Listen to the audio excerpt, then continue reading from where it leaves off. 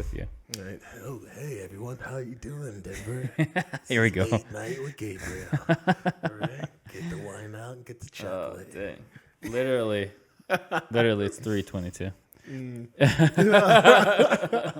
go wrong with that, dude. Yeah. Cheers, buddy. Cheers, and thank you for this good. opportunity, man. It's good seeing you. Yeah. What a fucking opportunity. You're wasting your time. Like literally meeting with this dumbass at his basement recording a podcast. That's true. Yeah. Like, I was like, stay in my hotel room, meet with an idiot. Nah, it's good, dude. Definitely getting out of New York City is awesome. Oh yeah, fucking New York City. Freaking nuisance. I love Yeah. New York so much. That's what's so painful. Yeah, that's what makes it painful too. You must love it a lot too. I mean, Yeah, you grew up there.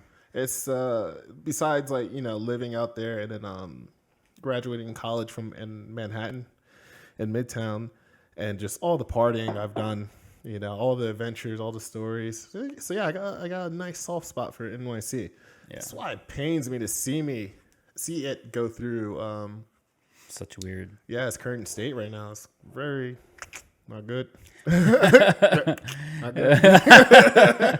It needs It needs a break. It needs a refresher. It'll be fine. Yeah. It'll return to its origins, but yeah. Right now it's weird, man.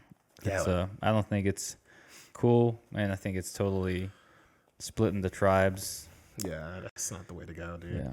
And I think it's so blown out of proportion to like the extremes that they're trying to go to. It's just not justified. You know what I mean? Like it just doesn't make sense to just be locking down millions of people. Yeah. And not only just that, but then all the laws that are being put into place, especially from the mayor, the loser De Blasio. That guy. Yeah, obviously like him, right? Yeah. Yeah. Once he did this latest law that he pushed through for it's mandatory to have vaccinations in order to do indoor activities. Yeah. Like dining in, gym, movie theaters. Even though we haven't had movie theaters in like 2 years, it's so sad. But that was the last straw, man. Like, everyone is aware that New York City is expensive, but you put up with that kind of crap, because it's like it's New York City, you know.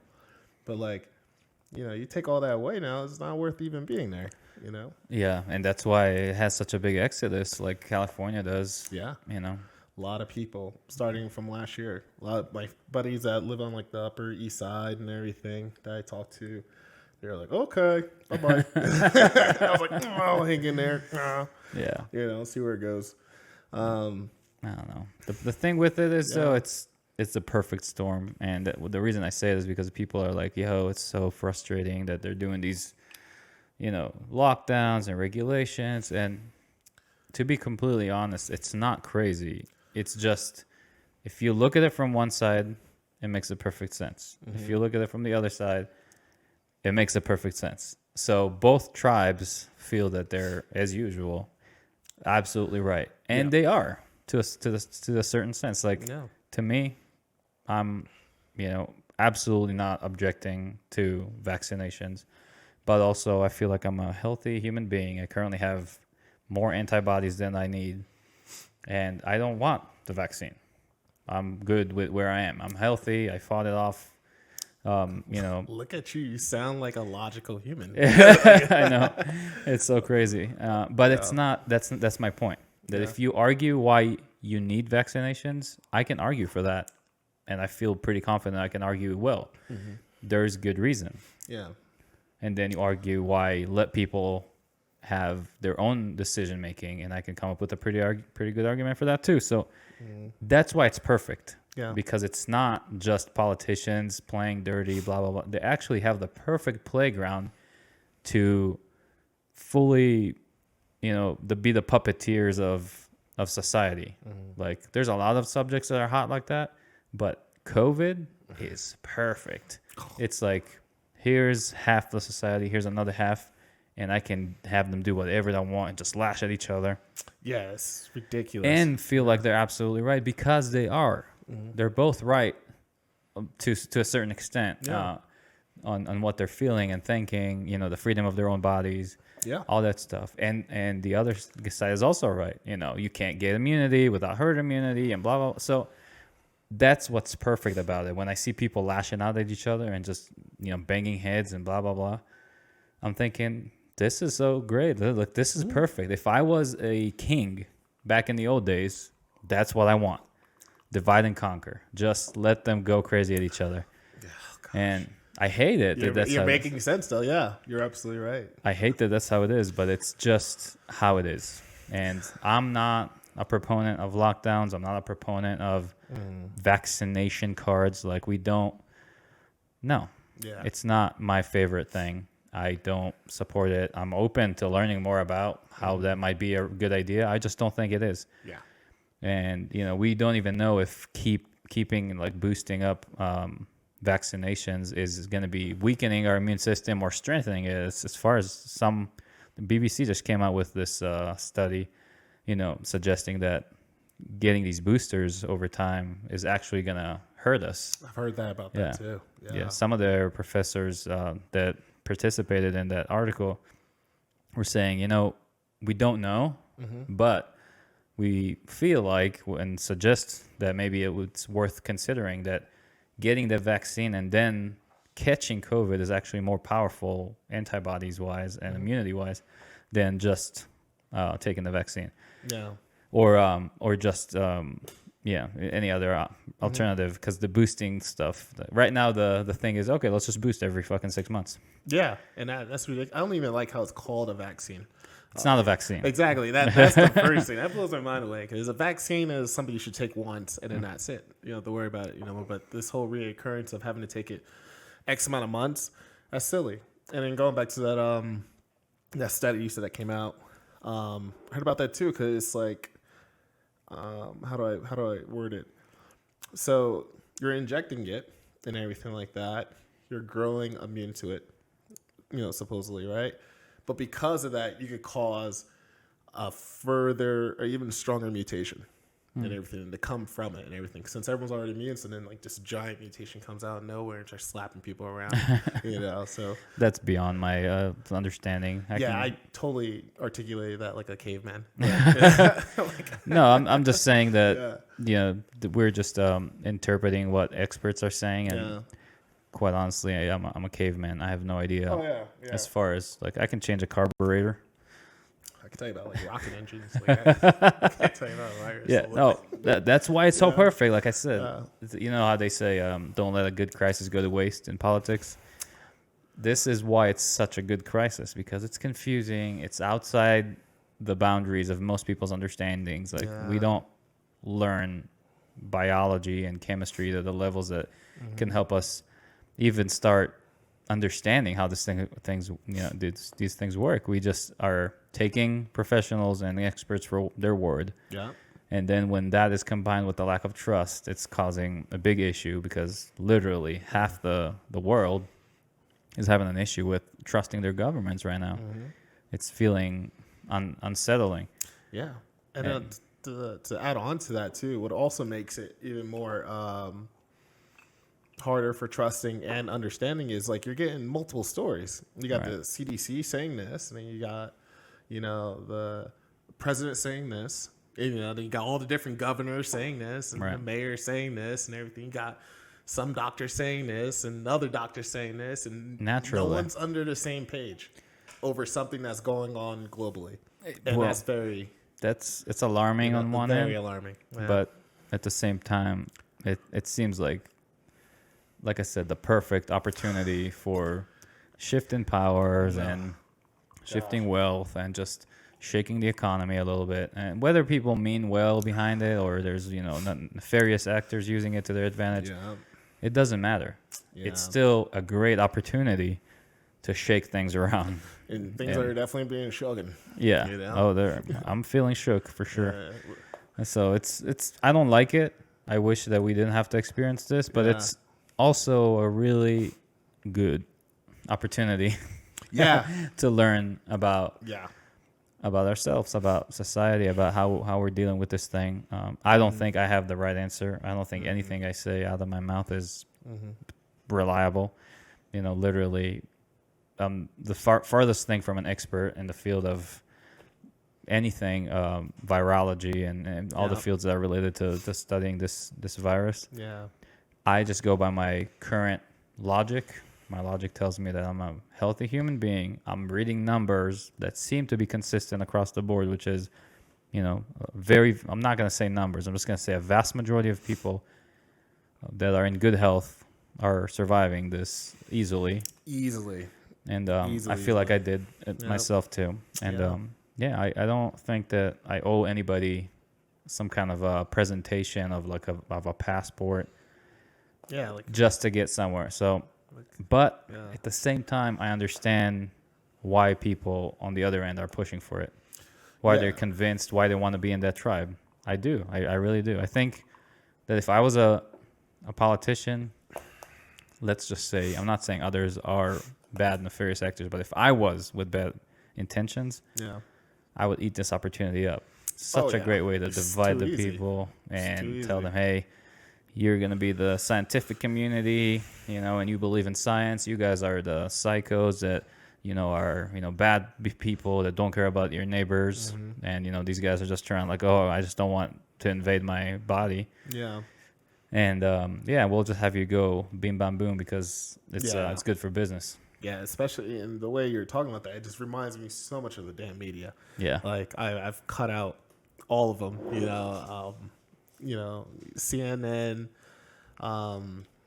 NBC, all of them, and then even Fox. Fox is not as bad as the rest of them, but because it's like a bunch of it's like high school. You know, all the gossip and everything. Did you hear what she said? This is what she said. Oh, how do you know? Someone told me. Exactly. So it's an old story that we're just catching on to. Media and dividing and conquering and telling the people what they need to hear. It's not new by any means. Just look at history, how manipulated we are. See this snake up there? Yeah. I don't know if you can see it in the camera on the top right. Probably not. Yeah, never mind. My point is, it's this snake it's from Roman history, Greek, sorry, not Roman, Greek history called Glycon. And there's a lady online that tells the story much better than me, but I'll do a basics coverage. And it's about deception. That's the reason I got him, because he's involved in the story of deception of the people. Yeah. And this guy, he put this snake on this basically ran a wire inside of him to make him stand up, and had a little mechanism in it to make his mouth talk like that. And he would do this mime act, kind of what was the name of the guy with the puppet, the big comedian guy? Oh, you're talking about with Ahmed. Jeff something, yeah. Jeff is good enough. Anyway, yes, so what does he do? Dub, mime, the name of the process of whatever he does, wherever he talks, but you can't see his lips moving. Oh, yeah, definitely. I know what you're talking about. I Anyway. forgot the actual name of it too. Yeah. So this guy is doing it with the snake. He put him through his sleeve, and he's talking and telling prophecies, and he got this huge following of people. Oh, wow. That just go around doing whatever he says, because he's now the prophet, and he got this talking snake and whatnot. Wait, so they just were not tracking? No, they were. Oh, well, no. I mean, I'm not surprised. That's how gullible we are. And he goes around town, he buried something under the main town hall, and then he said, the snake said, oh, there's gonna be something that we're all gonna go there together and find. Oh, no. And he goes to finds it with them. So this is old school manipulation, and it's been going on forever. Wow. We're just now catching on to it. Yeah. And you're saying I don't watch the news anymore. I'm like, yeah. I mean, I'm literally just 4 years into not watching the news of any type of. I wish it was longer. Yeah. But it just hits you in the head it's not the news. No. It's just an agenda-driving machine. Yeah. And when it's horrible. I remember actually arguing with some folks this one is not with an agenda, and they're talking about CNN or Fox.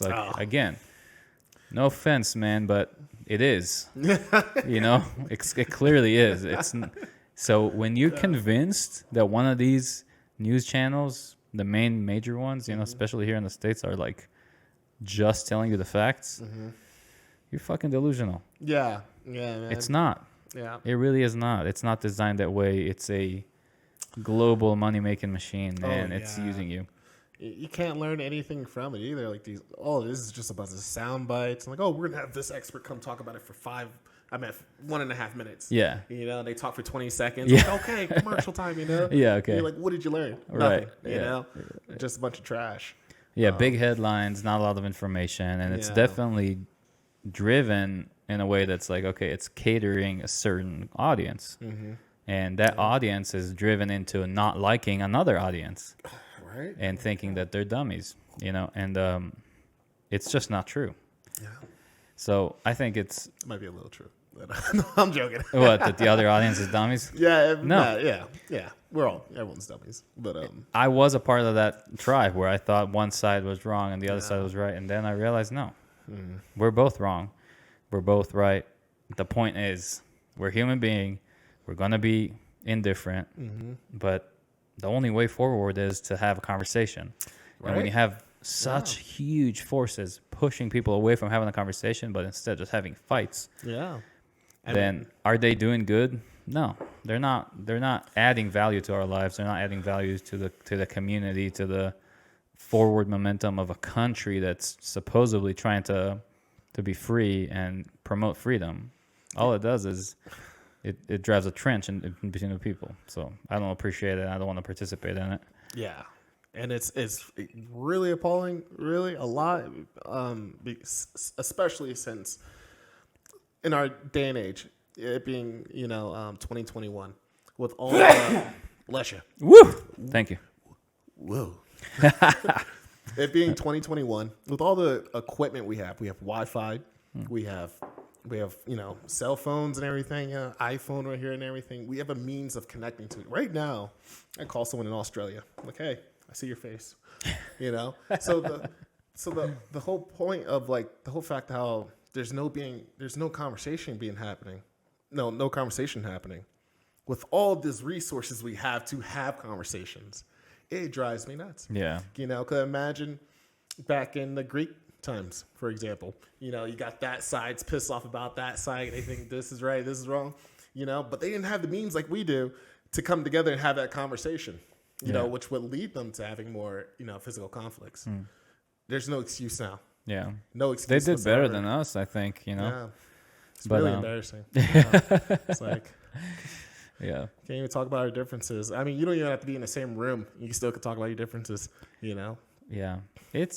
I think it's just a hard swing of the pendulum, and it's going to find its balance again, because people eventually, when they're tired of fighting, they start missing, the calm, friendly, peaceful environment that, they appreciate because it's less stressful.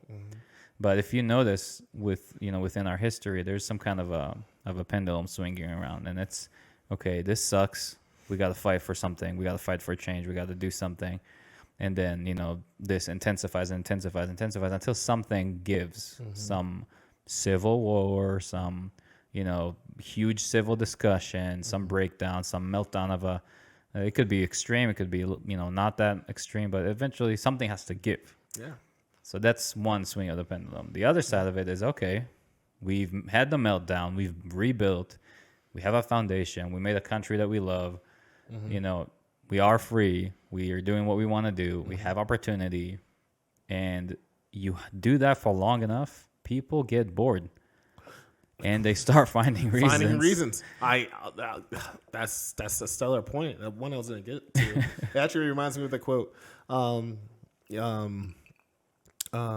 it go? Hard times make strong men. Strong men make good times. Good times make weak men. Weak men make hard times. Gosh. Yeah, that's pretty much the point. Yeah. Yeah. So like we're in this good time right now. We're like you're saying. We're at the end of the good time. We're at the end of the good time where we're just nitpicking. You know what? The air is not cold enough. Yeah. And it's like. You can look at some of these other countries, many other countries all over the world, and the things that we take for granted to complain about. Like, right. It's unfortunate, but I feel like it's inevitable too. It's just it's gonna have to happen every once in a while, and in the long term, in the big scheme of things, eventually it drops progression. It does, because when you break something a little bit and you start rebuilding on that foundation, you make another brick, you make another layer of this story. So me and you might be old farts by the time that happens and decide it's not as good as the old times, and just complain about it. And people 20, 30 years younger than us or more might say, oh, these old farts don't get it, this is the right way. Oh man, I don't know. Every generation seems to hate the next change that's coming. Yeah, I noticed that too. So does that make it wrong? I'm not sure. Does it make it that the old time were better? I don't know. I'm not looking forward to going back to the 20s where there's no, the type of dirt bikes that I like, the snowboard technology that, provides the type of pleasure I have, fast ski lifts. It's a stellar ass. The kind of, I like my cars outside, they work pretty good. Yeah, right. So, and I'm sure the farts from back then would be like, oh, look at these crazy people like giving up. Got cars. All you need is a horse. Yeah. You got a house. All you need is a cabin. Hey, exactly. Young people. Yeah, right. Air conditioning, what? Like what? So it's whatever. I mean, we'll see where this is going. I'm uncomfortable right now with the whole, the level of disagreements that we're having. Like the amount of very unnecessary and how uncivil it is. Yeah, it's for such small things. Like people literally. Well, I mean, like I can't even say that. There's wars that have been fought over water. Right. That's it's water. So but like I mean, there's stuff that I think is worth fighting for. Yeah.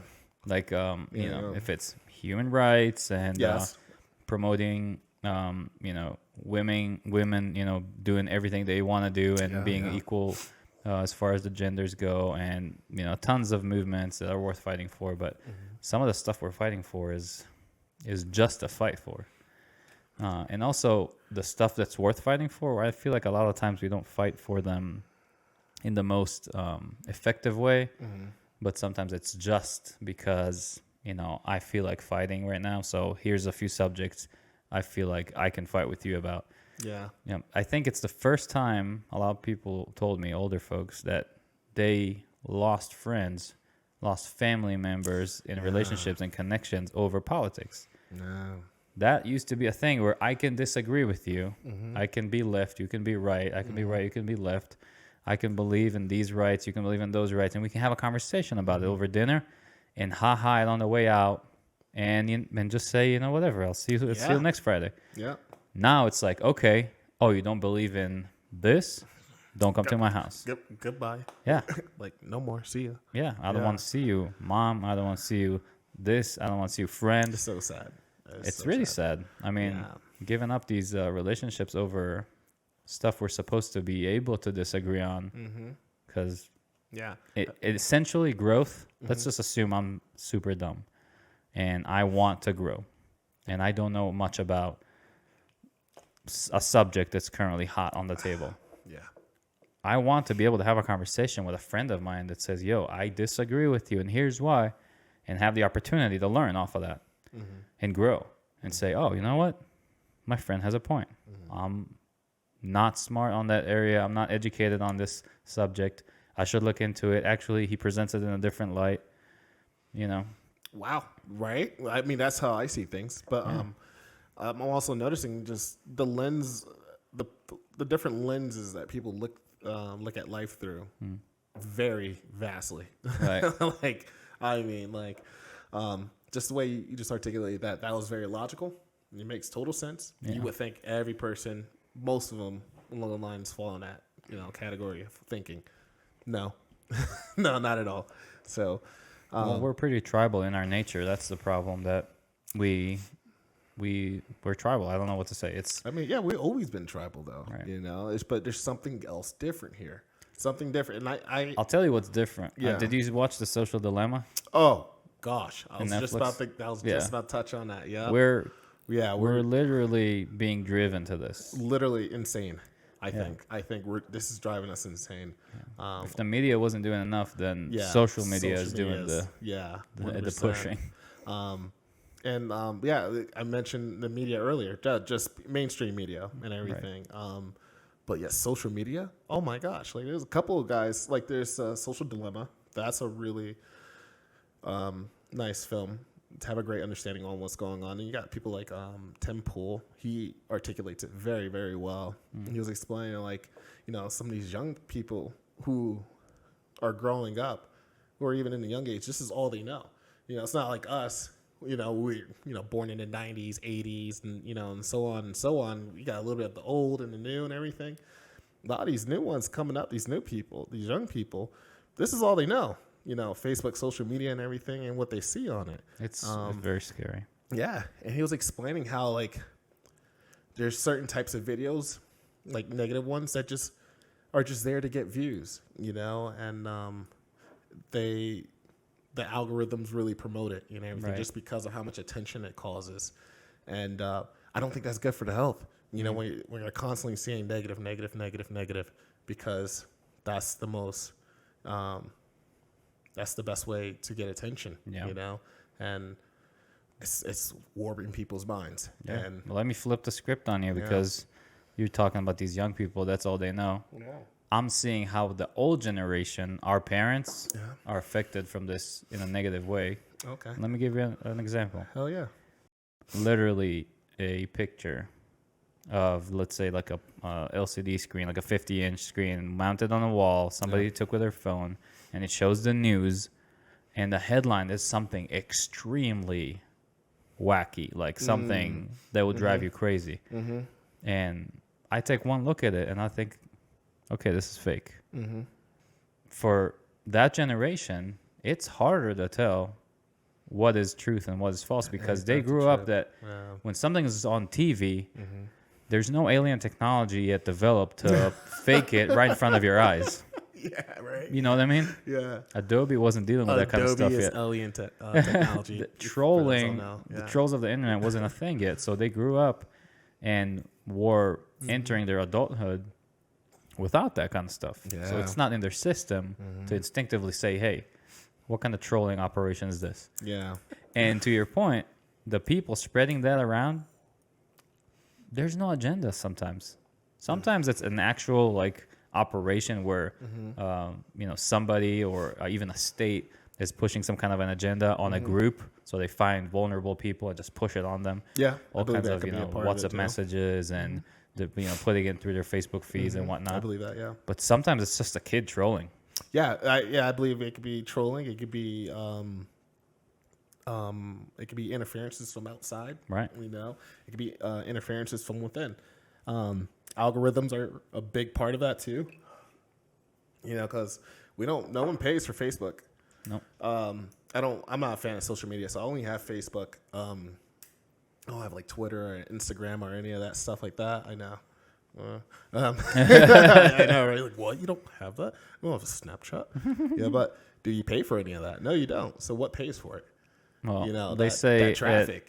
If you're not paying for the service, if you're not paying for the product, you are the product. Yeah, exactly. So that traffic that you're generating, that's the gold right there.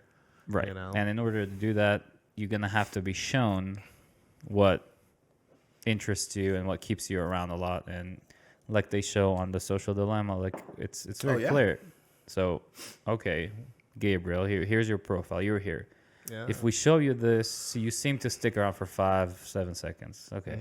If we show you this, you seem to stick around for like 15 to 25 seconds. Okay, we're onto something. Okay. That's fine. And you think, let's show you this conspiracy about whatever, mole people underground, trying to get under the White House. Yeah. My favorite. Now you're there for an hour. They're like, bingo. Gotcha. Right. And they start feeding you that. And that's why I make fun of people because they show me their look at what I saw on Facebook. That must be true. Oh God! And the funny thing is, your Republican Facebook shows you one thing, and your Democrat Facebook shows you another thing, and they could be extremely and exactly contradictory. Yeah. Like yours is saying, oh, the non-vaccinated people are causing the increase in mutation, and this is how, it festers in them and blah, blah, blah. And this Republican guy, Facebook, is saying the opposite. Yeah. That the vaccinated people have the breakthrough cases and they're causing the new variants to develop and blah. And literally, they both believe it. Yep. None of them knows for sure which one's true. But the point is the point. Yeah. Facebook is having them at night, instead of falling asleep, just scrolling through that feed like wild people, and just constantly driving revenue, driving ad revenue. Yeah, 100%. Your attention is the currency, as they say on the Social Dilemma documentary. I love that association. It's just everyone should watch that. Yeah. Oh, yeah. I think it's a must. It's if anything is designed not to influence you in a negative way, it's that. And I'm very happy that Netflix, being one of the giants, actually pushing that and letting it through, so people can surprisingly, see. Yeah. I don't know. I don't know Netflix is an organization enough to say that it's surprising. Yeah. Because there's a lot of sanction going around right now. Yeah. Not sanction. Sorry, censorship is what I was trying to say. So I'm happy that they, chose to show that and let people make their own mind. But there is two sides to the story, and one side is you are being manipulated, not necessarily for the sake of manipulation, but because you seem to latch on to these type of content material that sells well. Violence, anything. No one cares about anything positive. Like, when's the last time you turned on the news? Like, oh, a firefighter saved a cat out of a tree. No one gives a flying fuck about. Well, this is old psychology. This is like I don't remember the name of the researchers from a long time ago that proved that one no retains in your memory for like years longer than 10,000 yeses. We latch on to negativity because yes and good and everything went okay is easy to forget. Yeah, right? Whatever. We get used to good very, very fast, and we seem to have a very hard time getting over hard stuff. Yeah. So you can be in a room full of people smiling at you and everything is good, and then one person's giving you the stink eye, and it could ruin your day. What about the 10 other people that just gave you beautiful smiles and literally wishing you well with their faces? Yeah. And this one person that probably has nothing to do with you. Clearly, he doesn't know you, or he could have been blind. Yeah, he could have been blind. Exactly. Now you went home. Your girlfriend, you're thinking your wife about this shit all day. Yeah, you get home and everything. Your girlfriend or wife made you dinner. Like, oh, I made the favorite dinner. Like, I don't care. You know what? Someone stared at me. Yeah, you're ruining your actual life because of this blind man. And now your girl is pissed off and everything. And like her mom calls her later on. How you doing? And she's so it's horrible. Yeah, that's how bad we are. It's so bad. That's why I'm always really big on just having that really strong energy. You know what I mean? That really staying positive, contagious energy. Because that shit sticks. That shit sticks, man. Like, I've even tested it out too in experiments too. Like this, I don't always wake up. Let me see that glass. Thank you. I don't always wake up on the greener side of the hill. Of course, I'm human. So I've tested it out and everything like that. Like, I've noticed there's times like sometimes I'm walking or something like that, and I'll hold the door for someone, and then they'll just walk right through, and I'm like, oh, thank you. You're welcome. You're welcome. And then get nothing back, and then I'm like, what the hell? Next time I just shut the door. Well, Gary V puts it very clearly. Expect nothing back. Yeah. And you will have a wonderful life. Yeah, that's a great way of doing it. If you can just do what feels good and just expect nothing in return and have zero expectations from other people, you're doing yourself the biggest favor. And you can. It's one of the keys to happiness, to be honest. I think. If you just lower your expectations, do what feels good to you. I think that would fix almost all of our problems right now. A lot of it is expectations that others have on others, especially about vaccinations. The left side, for example, where they're usually pro having it mandated and everything because they have expectations of everyone else. It's like, I got it. Now I want you to have it too. you know, because it does good for all. That's their expectation. Yeah. If you lower that the fuck down, you know, and get your own vax, you're gonna be A-okay. Yeah. You know. No, this one is too perfect for that. Yeah. Right. Even religion, which is a huge thing, people are more willing to lower their expectations. This is just a different scenario. Yeah, I think that I don't like when people like are not sure of their religion, so they'll find ways to convince other people to believe in it to strengthen their own beliefs. It's actually a common practice in all religions, by the way, and throughout history. You know, it strengthens your belief in your own, you know, mini and micro doubts, if there are any, to get more people into what you're believing in. Yeah. Or even if you just believe in it fully, you get more people to believe in it. It strengthens it. Yeah. So the same thing with this. Only here, there's no room for you taking no for an answer. Like, no. If I'm vaccinated and you're not, and you're the reason why this is spreading around, and you're an irresponsible member of society, and I hate you. Grr. Yeah. I bite. You know. That's how people see it. Now, not when I say people, I mean not all people, but some people. And a good amount of them. A good amount of them. You see that the fucked up thing is I don't necessarily disagree with them. I just don't know what to offer in return because I disagree with the concept. I just don't disagree with how they're feeling. They're convinced that that's actually irresponsible and causing, you know, some kind of an issue to them and to their loved ones and to their communities, and you're actually slowing down. Yeah, you're actually slowing down the reopening of the world, and I get it. I get where it comes from. Too. Yeah, I get it. Yeah, I just don't give a fuck. No offense. It's like I Hmm. won't be okay with living in a world where it's really we're down to that part where you can just tell me what to do, even if it doesn't necessarily involve you. Yeah. So as long as I live my life and it's not affecting you, then you go live your life. And it's not different this time. It's just presented to us different. Yeah. And again, I'm willing to openly learn more about how this works, and I'll line up for a vaccine if I believe that it's the difference between having a vaccinated society that goes through this, you know, the right way. I'm not there yet. Yeah.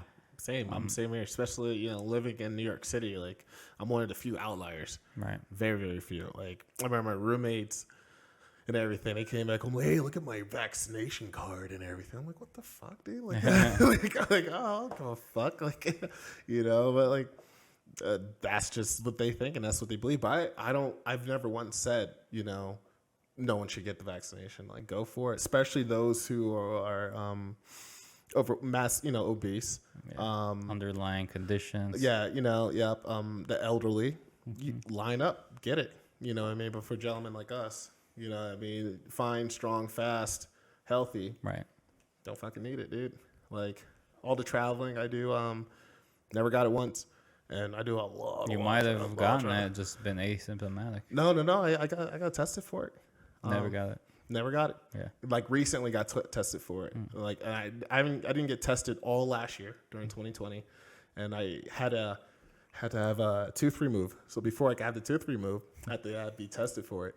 And they were like, you know, swab plus swab. And then like 10 minutes later, never got it. And I was like, okay. No, pull it out. So it's a difficult subject. Yeah. They're real touchy and sensitive about it.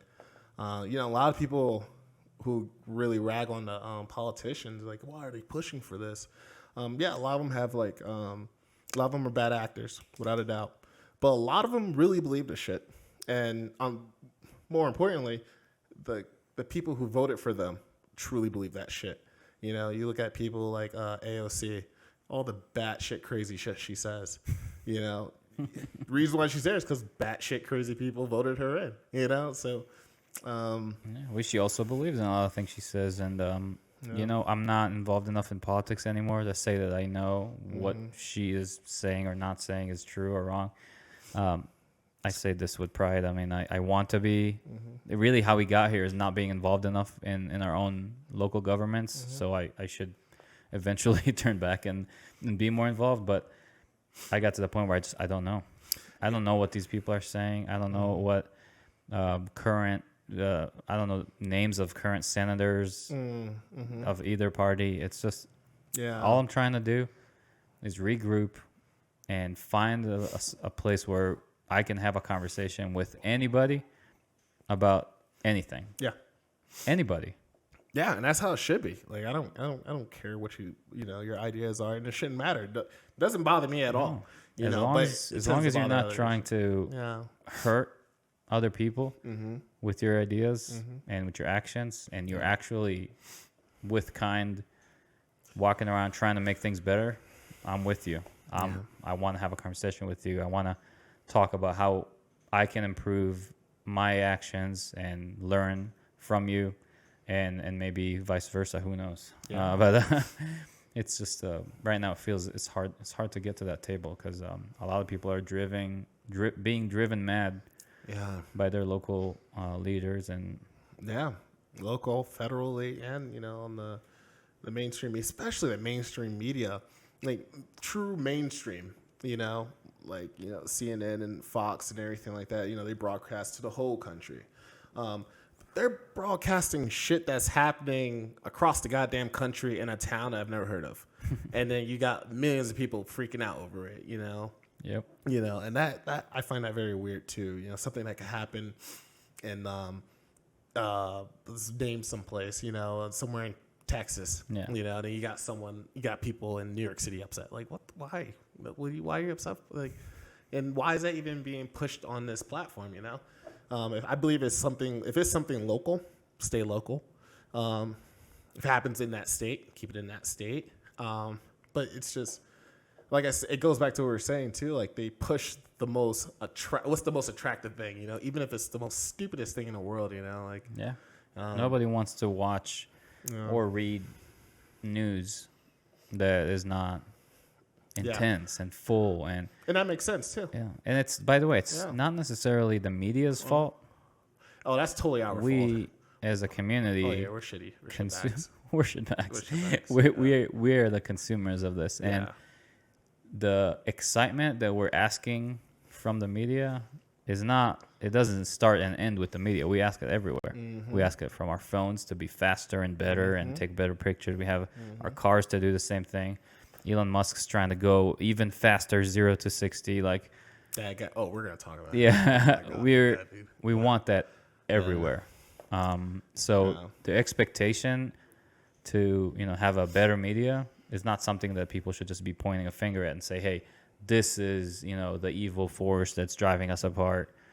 It comes here, and I don't remember if it was Gandhi or Buddha that said, be the change you want to see in the world. Yeah. I truly believe it. I believe that too. Yeah. I forgot who told me also, when you point a finger at somebody, notice that you got 3 fingers pointing right back at you. Yeah, of course.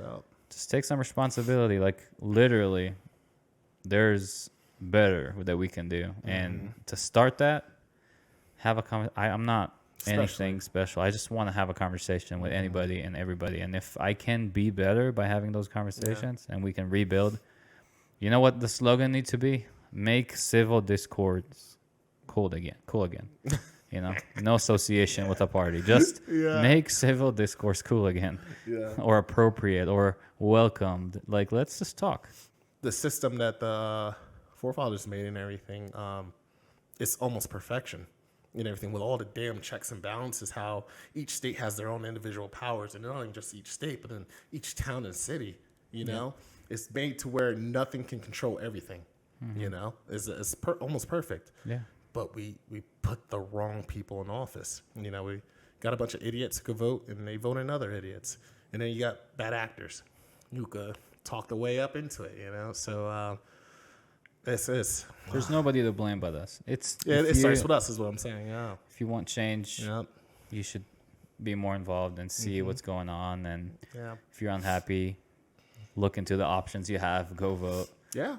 You know? I'm the first, to take responsibility over it, because I know growing up and even into my early adult life, I had zero care for local government. If I grew up somewhere or during a time where it's comfortable, why look into it? It's pretty boring. Yeah. So I don't blame anybody who doesn't look into it. Yeah, true. I'm a special case. Like, it's definitely during college. I was in the Model UN and everything. So I loved, politics, and I used to. And, sorry about that. The whiskey's getting to you? Making me a little burpy. Yeah, politics and debating and everything. And on top of that, I was working at CFR. I'm pretty sure a lot of you know what that is. So I was just surrounded by politics and policies, and ideas and thoughts and think tanks and everything like that. Yeah. So that was just my world and everything. And I almost went down the political route. Long before I met you and everything, like, was that close. But like you said, we learned a lot. And last year I learned a lot, especially about our government. And gosh, man, I lost a lot of faith. A lot of faith. Cause just those that we've picked, they just did things that just didn't make any sense. I'm very fortunate and privileged to have the life I have, and fortunately, no harm came to me really from last year, opposed to others like restaurant owners or just regular workers who weren't even able to work. Right. But like the way we went about it was just so embarrassing. Like people who were in need of money. Like I forgot, it was that one act that was pushed, I think by Congress last year. It was the one where they gave everyone like $600, right? But if you read into the documents of the act, they're giving tens of millions overseas and everything. While all this is going on, all these businesses are permanently closing. Right. People aren't working. All this is going on. You're giving people little, chump change essentially. Yeah. And yet you're sending like 10 million to like Afghanistan or something, for like female theater arts. Just, I don't think that was the actual name of it, but it was something along those lines, something that's silly. Yeah, there was money sent around everywhere, and those bills have been, again, my understanding of politics is limited and should not be relied upon. But as far as I understand, these bills have been a vehicle to drive agendas of other interests for a long time. So when a bill says title, blah, blah, yeah, right. The American Care. I think that was the name of it. It might have been like the American Care Act, and it was just like money that goes to other places overseas, like such bullshitters. Just because it says one thing doesn't mean that that's where your money is going, or even what the bill's about. Many pages of the bill could be about cryptocurrency, just like we recently have seen in the last bill. So, yeah, we just gotta understand that the system is not perfect, and we live in a somewhat of a swamp when it comes to politics. You gotta get some where you can. That's how I feel like a lot of politicians see it. It's like they go to put forth a bill, and they understand that that's where we get it. That's where we get that budget for that museum. I don't know. I'm just making stuff up. Yeah, exactly. Yeah. So if we don't get it here, we don't get it anywhere. And it just became culture. Yeah.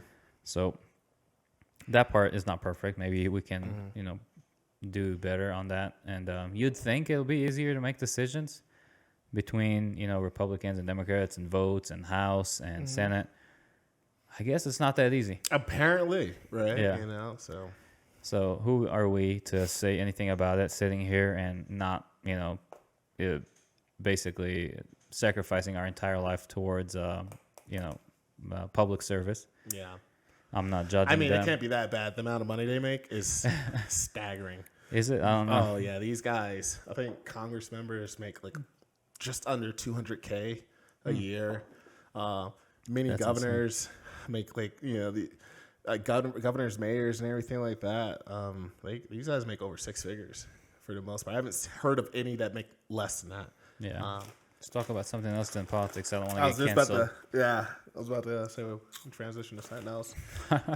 There's all kinds of things we can just talk kidding. about, man. I don't have enough viewers to get canceled. Oh. One day. One day.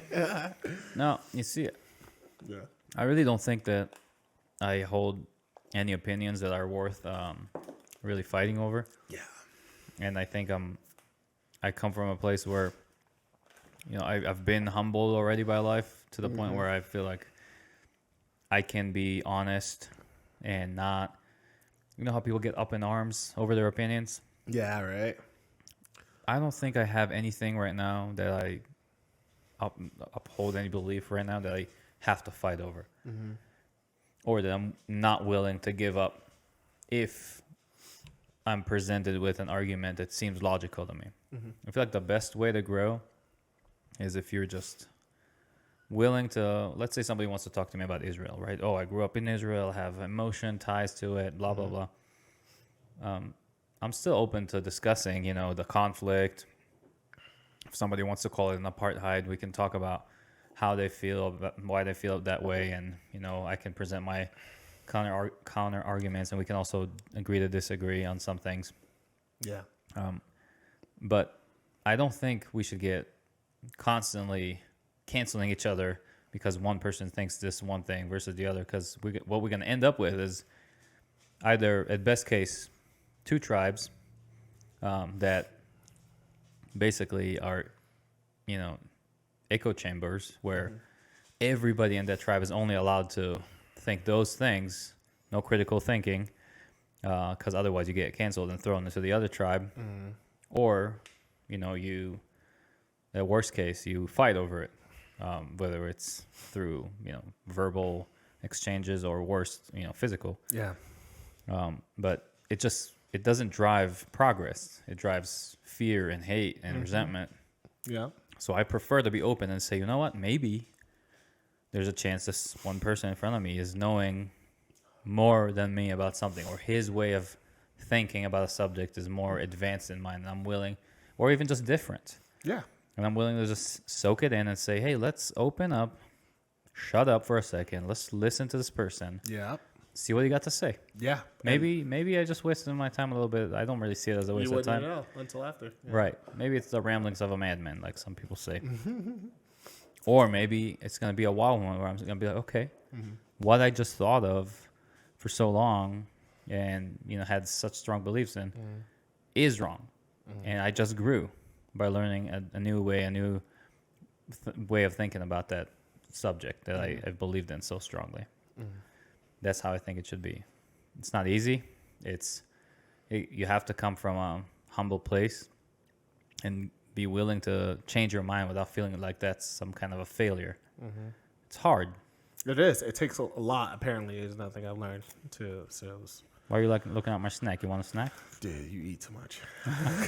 Dude, I'm still full. Okay, no snack for you. I'm still not full for lunch, dude. But yeah, it's. I mean, the way we're articulating it and bringing it to us, it sounds easy, but like this, apparently, it seems to be one of the toughest challenges that we're having in this day and age. 100%. It's crazy. But I live a very similar life. I do a lot more listening than talking, a lot more. And people should take those kind of tips right there. You need to start there. Listen more before talking, because everyone has the ability to talk. That's the one thing about social media. Everyone has a mouthpiece. Everyone has a platform. You know, everyone could, hey, this is what the fuck I'm thinking. Hear it. You know, so spend more time just listening than talking. I don't have any solutions on how to fucking fix all this. This is way beyond me. And I frankly just don't care anymore either. I'm just trying to live a happy house, you know, have a family, you know, have my buddies. That's what happens. Yeah. People either want to make a change, and that drives them to, you know, be more engaged and talk to other people and have arguments / debates on Twitter, whatever, because they think it's they're going to change someone's opinion. Or they go the other route and say, screw it, I don't care anymore about society and about people, and I'm just going to live my own life. And I get it. Also, I constantly am driving on that edge. Like, sometimes I fall into the side of, screw it, I'm just going to live my own life. Sometimes I'm like, oh, but I love people, and I want people to get along, and I want to, contribute and, bring people together. Yeah. So Yeah. it's hard, and it's hard not to give up. And I think it's, instead of just being, constantly on one page, just allow yourself to kind of go with whatever wind is taking you, as long as it's not trying to hurt other people. Yeah, dude. It's. I don't think I'll ever be able to just give up on people, on society, on community. I believe we have something amazing that we've created, and That's a good point. Yeah. I don't want to see it go to shit. Yeah. Same. But what I believe that we've created, quote unquote, which maybe I see as great and beautiful, and what maybe other people would call freedom or whatnot, maybe it's a completely wrong way to do it, and I need to learn, from other people what's the right way to do it. I don't know. So you have to be open-minded to change, and to accept other people's ideas, or at least be able to listen to them fully. I got my doggy here wanting a snack. You want a snack? Oh man, people. Yeah, we're just looking for reasons, man. It reminds me of You ever heard of the writer Douglas Murray? Oh yeah. Oh yeah, I got his. Talk about people disagreeing. Oh, yeah, I got his book, The Madness of Crowds. Oh, I listened to that. Yeah, I'm finishing up. Him, Jordan Peterson and everything. But with Douglas Murray, he said something. He was on I forget what podcast. I think he was on a podcast, and he was telling this, like he was telling an analogy about how for people looking for reasons and everything. And he told a story of I might be butchering it, but I think it was like King Arthur and everything like that. He went out and killed the dragon and everything like that. Everyone was all happy. Oh my God, he went out and killed the dragon. But he killed the last dragon. And he just never stopped. So he kept searching the fields, swinging his sword, looking for a dragon to kill. And all the way to the end of his day, you could find him at the top of the hill, swinging, nothing but air. Right. So it was something along those lines. It was brilliant, he said. But it just reminds me how we're just searching, even if it's just thin air, So, in a sense, it's human nature not to stop exploring. Not necessarily we're going to be exploring positive things. Yeah. But whatever you believe in, you believe in that. But I think that evolutionary, we're designed to constantly be on the lookout for improvement.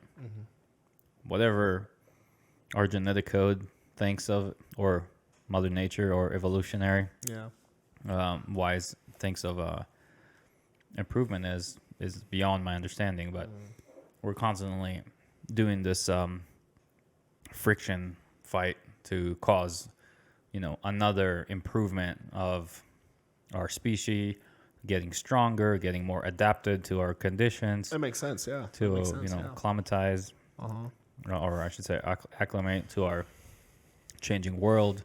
Whether we need, I don't know, long fingernails or more body hair to get some I don't know, whatever we need. We constantly are doing these changes, and it could take multiple hundreds of thousands of years to see it change.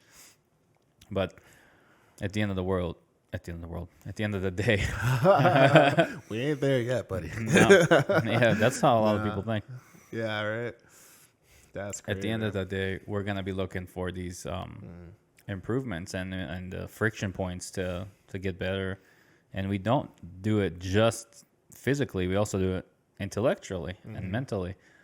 We challenge each other constantly to be better. Because, for example, let's just present an extreme counter argument to, being Republicans versus Democrats, right? So one would say, okay, let's just all agree. It's proven that that's actually not so effective and not so productive, because when we all agree, there's no progress. Yeah. because people are like, okay, Yeah, we're on the same page. yeah, we're complacent for the rest of the time now. So there is a fair argument that you need at least two opposing opinions to drive progress, because that causes the friction for one person to say, and the other person to say, and then, you come up with a new idea. Okay, yeah. Because if me and you are just on the same page for the rest of the time, we're probably not going to come up with a lot of new shit. Yeah, right? That's the argument. Yeah, 100%. So how do we do that in a civil way? That's a different story. So is civil discourse of value? I believe so. Definitely. So to bring up a place where probably can't even have that kind of discourse, what do you think about what's going on overseas? In Afghanistan? Hell yeah. Oh, man. That's a fucking- tough subject. Fucking shit show. It's a very, very tough subject. Yeah. It's one of those subjects that you can look at from so many angles and say, it was over a year into us being there. It was going to be over if we would just stay there another year or two, or we should have never been there. And for every one of those arguments, you can come up with a reasonable argument that I believe most people can get behind if it was presented to them in a, TED Talk Yeah. type of fashion. I really think so. It's hard because, being there for 20 years, there's a lot of reasons why that wasn't the right thing. But also there's a lot of reasons why that kept that place from falling apart and given it, the opportunity to find growth and keep the insurgency away from the people, the civilians that just want to live a normal life there. It did that. No. It did that in the first year. So, seeing this fall apart right now is kind of hard on me, because whether it was the right thing to be there or not is beyond my expertise. I'm not a historian, or I don't understand humanity to the level where I can judge that. Yeah. But I can see it from my micro perspective, which is we've already been there. People that live there already relied on us to keep the insurgency away, to keep them safe, to bring new capabilities to this country, such as translators and educators and all that kind of stuff. And now a lot of them, also being U.S. citizens, are left behind, where U.S. military is being driven out of that by order, out of there by order, before citizens are. Yeah. That's wrong. That it can't work like that. My gosh, man. So also, I've seen this title where Taliban is like, "Oh, be gone by the 31st or else." What else? Bitch. First of all, they're just using the opportunity to kind of smack us on the way out, because they know. Oh, they're definitely trolling, without a doubt. Right. Because they know that their entire operation can be eliminated In like a day. But it paints a painful picture, because people that have been out there for tours and tours, like yourself as well, it's been a lot of work and a lot of lost souls and a lot of people that paid the ultimate sacrifice to maintain, first of all, the insurgency from coming here, but also from it hurting the local citizens there. Yeah. So it's difficult. Yeah, 100%. My thoughts on it is it's been a long 20 years. And to be honest about it, yeah, we probably were there too long. Probably after we jacked Osama, that was probably, and that's funny. We jacked him like a week or so before I deployed. Really? I think so. Yeah, my was like, "Are we like still deploying? Are we still going out there? Fuck yeah, You guys were like, "Oh, maybe it's over." Yeah, it's just the mission change. Yeah. It went from finding these motherfuckers that were behind 9/11, which we did. One was captured. One was freaking gloriously killed. But then the mission changed to, okay, how can we stabilize this country? Which also makes sense because look at Iraq. We went in there and destroyed the Iraqi army in like a week? It was something silly like that. Like people think that, oh man, people don't even understand how nice we're playing. We rolled in there with tanks and it eliminated their army in a week. You're talking about hundreds of millions of their dollars probably put into the equipment and whatever form of training you want to call it that they have, and it was squashed in a week. So, but then afterward, that vacuum came in, and you go, who's taking charge? And you got the Sunni and what's the other Sunnis and Shias. Yeah, the other half, the Shian, I believe. I probably butchered it. And then you got a civil war going.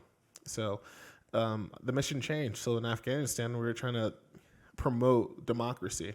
Hey, everyone, come together and vote on what the fuck you want instead of being terrorized into doing things, which makes sense. And I can get on board with that. I'm willing to fight for that as well. So, and many of us are, ultimately, I think a lot of us went in just, at least for us on the combat side, we went in there to fucking kill, you know what I mean? Like payback, bitch. You know what I mean? Like I was in middle school when 9/11 happened, and I was in Elizabeth, New Jersey. And for people who know, Elizabeth is not far from New York City. And my school had multiple floors, and I was at the top floor at the time, and we could see the smoke from the towers. And I'll never forget that. And I was middle school, or late elementary school, one of the two.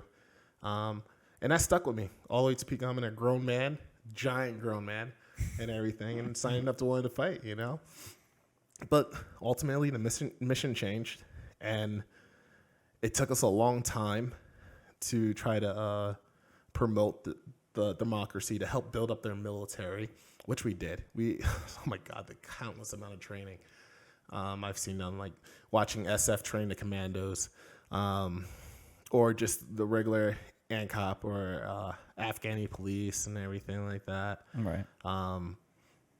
So it's sad to see 20 years of us training them and giving them equipment and everything like that, teaching them tactics, just for them to fold in like a fucking month. Like it's so you're right. Like how you mentioned earlier how it's it's hitting you a little bit inside. You know what I mean? I feel you, man. Just like the countless others like us who have served. Just to see them fold like that and surrender all that equipment and weapons and everything, which I don't think that's. I mean, it's not like the Taliban are strong enough now to go and conquer another country or something. Like, no, most people don't understand. Like, yeah, they got some Black Hawks and Humvees and some various weapon systems and everything like that, but they don't realize with us in the U.S. and everything, our stuff requires heavy maintenance all the goddamn time. So, and special fuel too. Like, what kind of fuel does a Black Hawk take? Most people don't know. They don't have it, and if what they do have is a limited supply, I imagine. So you're going to fly a couple times and run out of fuel, or you're going to fly and crash and require maintenance, and who can fix those aircrafts? Only we can. So Black Hawks, you scratch that off the list. Some of their weapon systems they got, like the I think it's the M24, the Remington 700 bolt action, very capable rifle. But goddamn, if you don't maintenance it, is useless. Like the Taliban aren't known for their maintenance. They use an AK. You could drop an AK in mud, leave it there for a week, pull it out of the mud, and it'll shoot. But drop the M4 once in some moon dust. You know what I mean? You're gonna have to take it all apart and clean the barrels and re-oil it. Yep. So yeah, they look all pretty and happy right now, but give it a couple of weeks, none of that shit's gonna work. Yeah. And I think they know that, and most of it's just gonna get sold. So I agree. It's from my limited understanding, they're probably most likely gonna just turn it into cash. Yeah, exactly. As much as they can. People are like, "Oh my God, they have Black Hawk helicopters." I'm like, well, who's gonna fly it? So I was talking to some guy on YouTube on a chat section of this YouTube video, and he's like, "Oh man, they got the Blackhawks," and he's like, and I was like, "Dude, I explained to him how I just explained, fuel and maintenance and everything." He's like, "Man, but flying a helicopter isn't rocket science. This ain't like flying a fighter jet." I'm like, "Dude, I can't express to you how hard it is to fly a helicopter." And never mind it being a Black Hawk. Yeah. And he was just silenced and everything, and I was like, "Dude, you're silly." So it's not the most that they'll get out of all that equipment. It's the Humvees. Yeah. That's the easiest before they run out of the fuel. Before maintenance come up, that'll be the one tool that they've acquired from the Afghan army that they'll get some use out of, I imagine. But like the drones, like they got a couple of drones, they're gonna try to fly it once, it's gonna crash. That's it, boom. If they even could figure out how to even launch it, the catapult system that's used for a lot of them, and how to retrieve it. Never mind even flying the damn thing.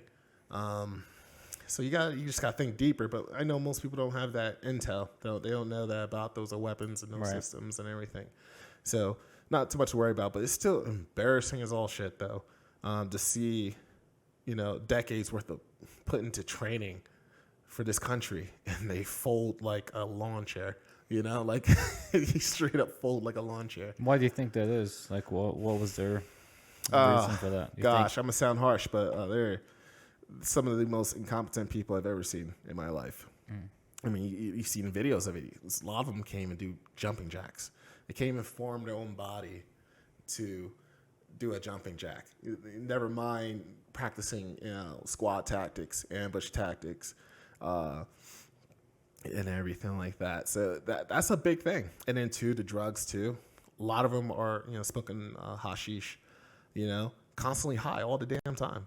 You're supposed to be pulling guard in a tower, and you're smoking a joint. What, dude? It's a different mentality, different culture. It is though. But when you're trying to fight and defend your land and fight for a change, you gotta leave that shit behind.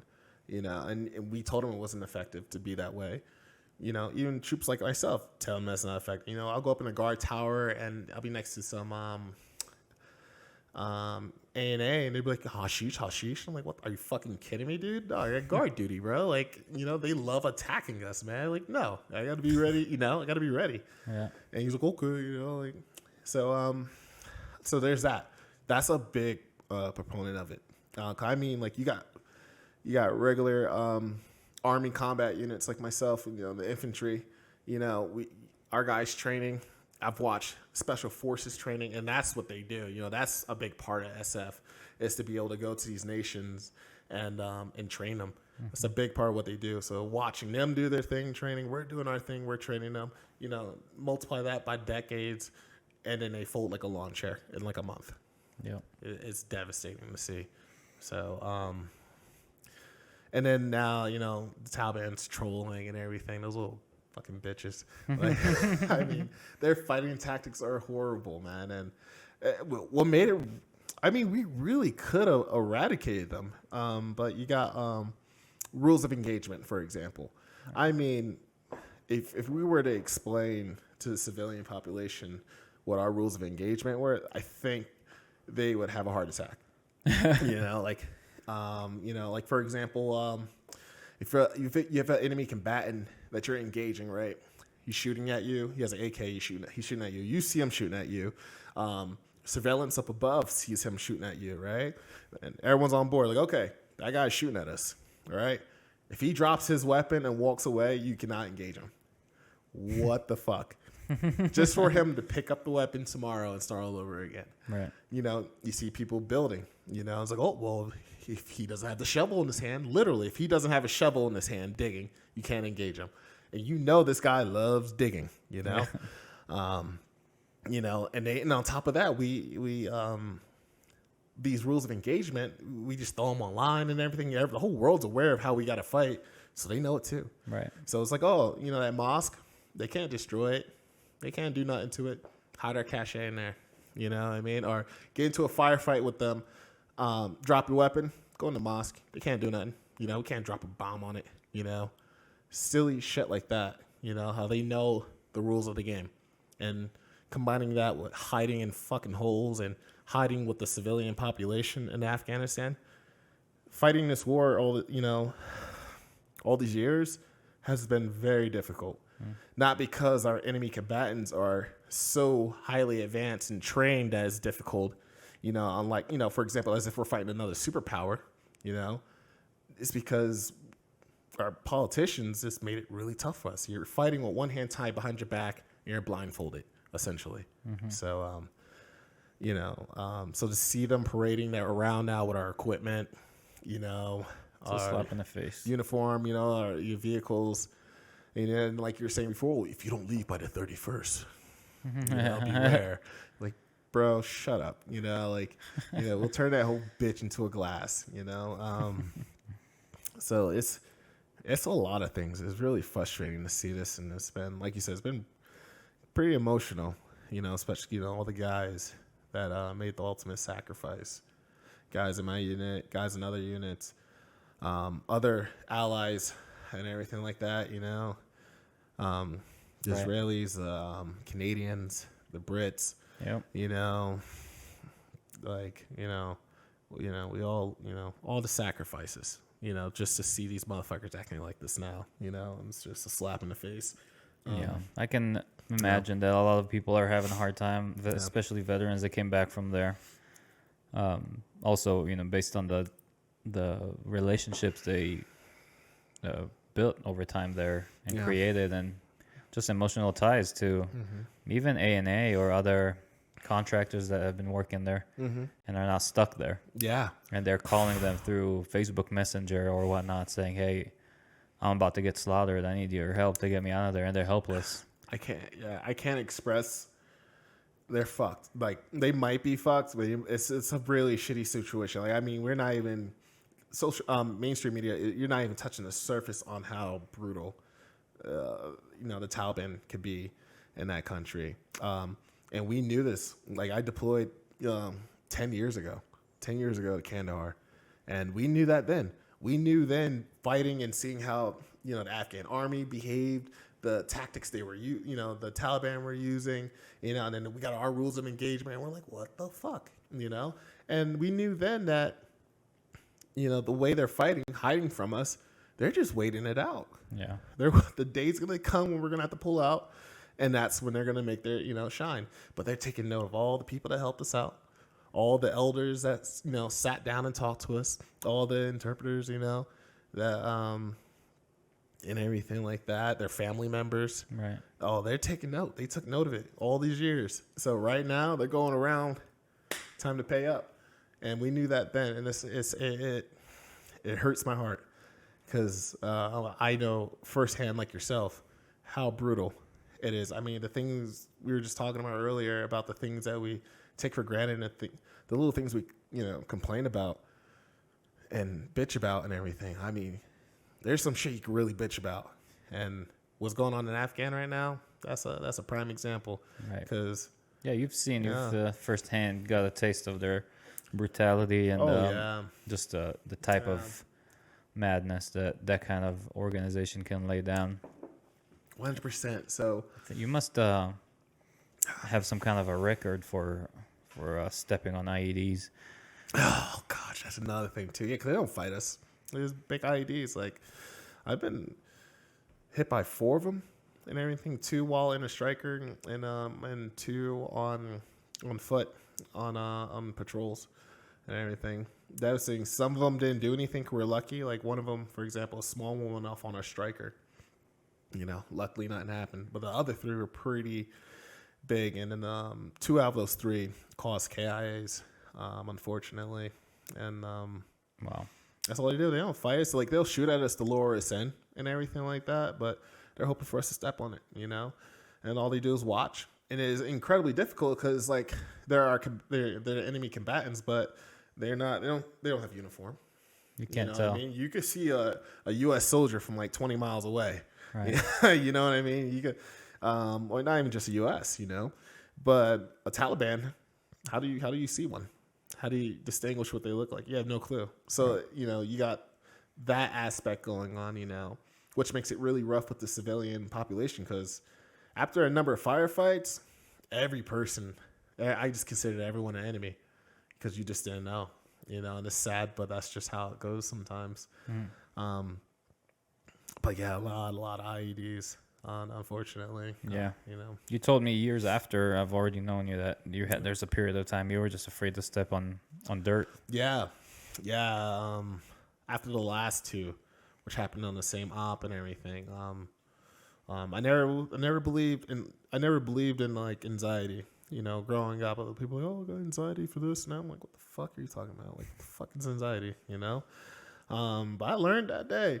And we were on op, and we hit IED, and we just took massive casualties, like just massive amount. And I'm like, I think I was 21. I was 20 at the time. I'm 20 years old with a saw, and I'm just like watching my brothers, losing limbs, and and just dying. Young men now. And then on top of that, our senior NCOs, like first sergeant and everything, and officers and everything, and it's just brutal, but that day traumatized me quite a bit, and for the longest, I couldn't even walk on like soft dirt. It had to be like concrete, like as soon as I would try, like even just trying to go get some fucking food, gotta probably walk across this patch of dirt, before you get to some concrete. And man, I start sweating and, hyperventilating and everything. And I'm just like, oh, So, but it took me a long time to break out of that, It's just. It's no surprise that it left some weight and baggage to have to deal with. Yeah, it was a rough one. A lot of units get some really crazy ones. You got Korengal Valley. You got Kandahar. My unit and everything. We go through some really rough fights because, like I said, we're already fighting with our hand tied behind the back and then blindfolded, and then they know our, what we have to do. They know the rules we have to play by, and it's insane. It's insane to fight like this. Like my unit, we used to set up ambushes for their ambushes because they knew how we played. They shot at us and we were starting to get too close. They drop their weapons, that's it. Or if we see them digging to plant IEDs, if they drop the shovel, that's it. So what we do is we'll have one unit go out late in the night and post up in an area where we think we're going to get hit by. And then you'll have like a bait unit go by, They're like, okay, you're going to trigger the ambush. You're going to be the bait. So we'll go walking up and everything like that, and we're waiting for it. And then, RPG flies over. They start shooting at us and everything. And once they engage us, now we can engage them. And they're, focused on us in front, but they're not aware of that, element that's there waiting for them on the side that we set up there the night before. Right. And they come in and, dick them down and shit. Right. And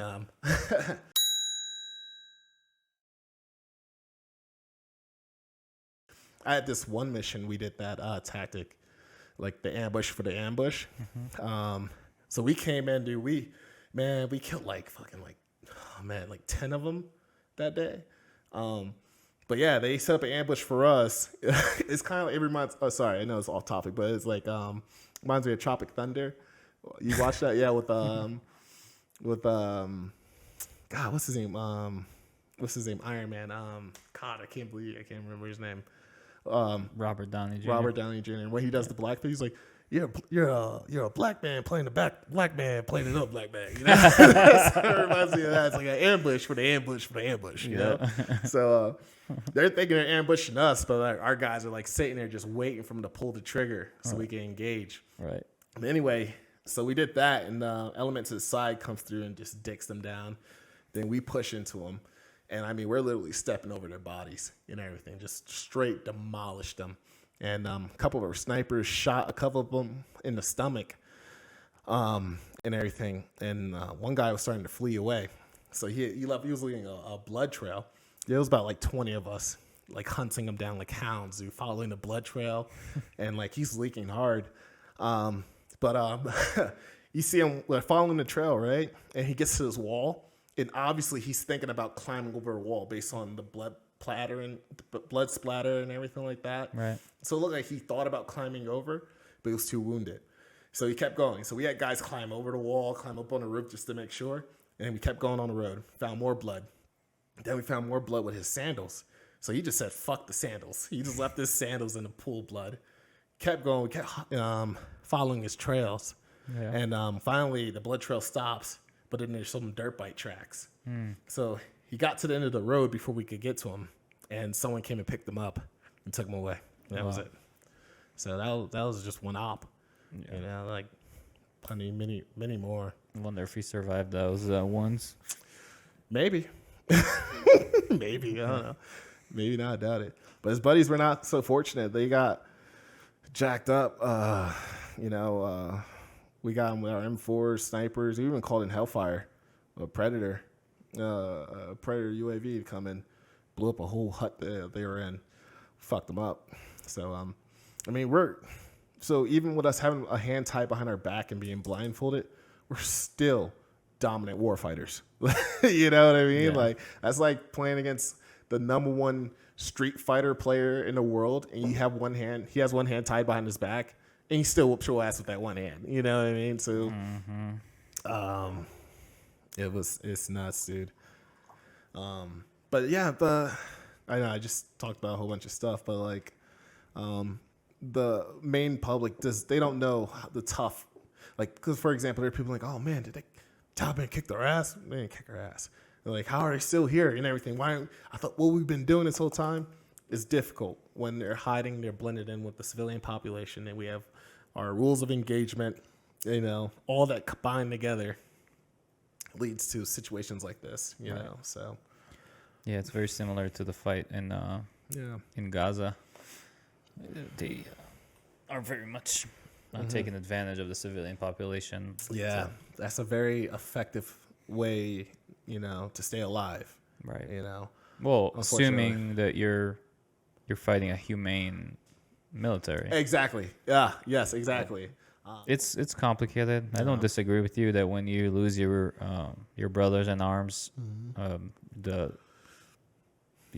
worrying about local civilians that the enemy is hiding behind or within is not necessarily at the top of your priority. Oh yeah.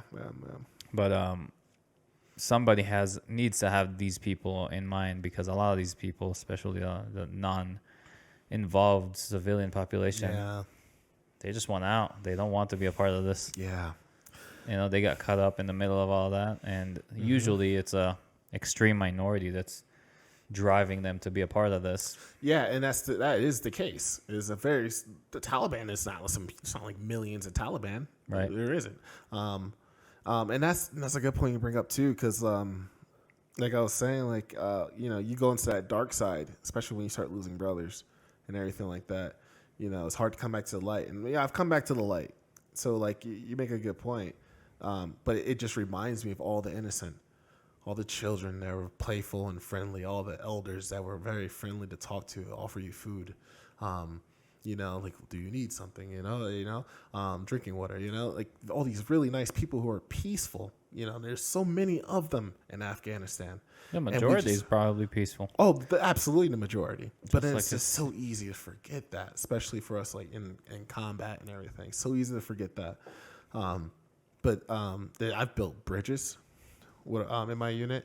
I remember one time I built a bridge for a school because the Taliban blew up the bridge to a freaking school. Like, what assholes? Who blows up the bridge to a school for kids? Like, if they believe that they should not be educated about Western civilization, then that's what they'll do. So it's very complicated, very complex. But to bring it back to like what's going on now, it's really embarrassing. Because I hate to see our enemies think less of us, like, oh, they're soft now, oh, not so mighty now. And I hate to see our allies question, our strength as well. Yeah. And I think a little bit of both is going on right now. And it breaks my heart, especially knowing that we are the superpower that we say we are. We are the elite force that we say we are. There's been no other fighting force in the history of our species as great as us, as strong as us, ever.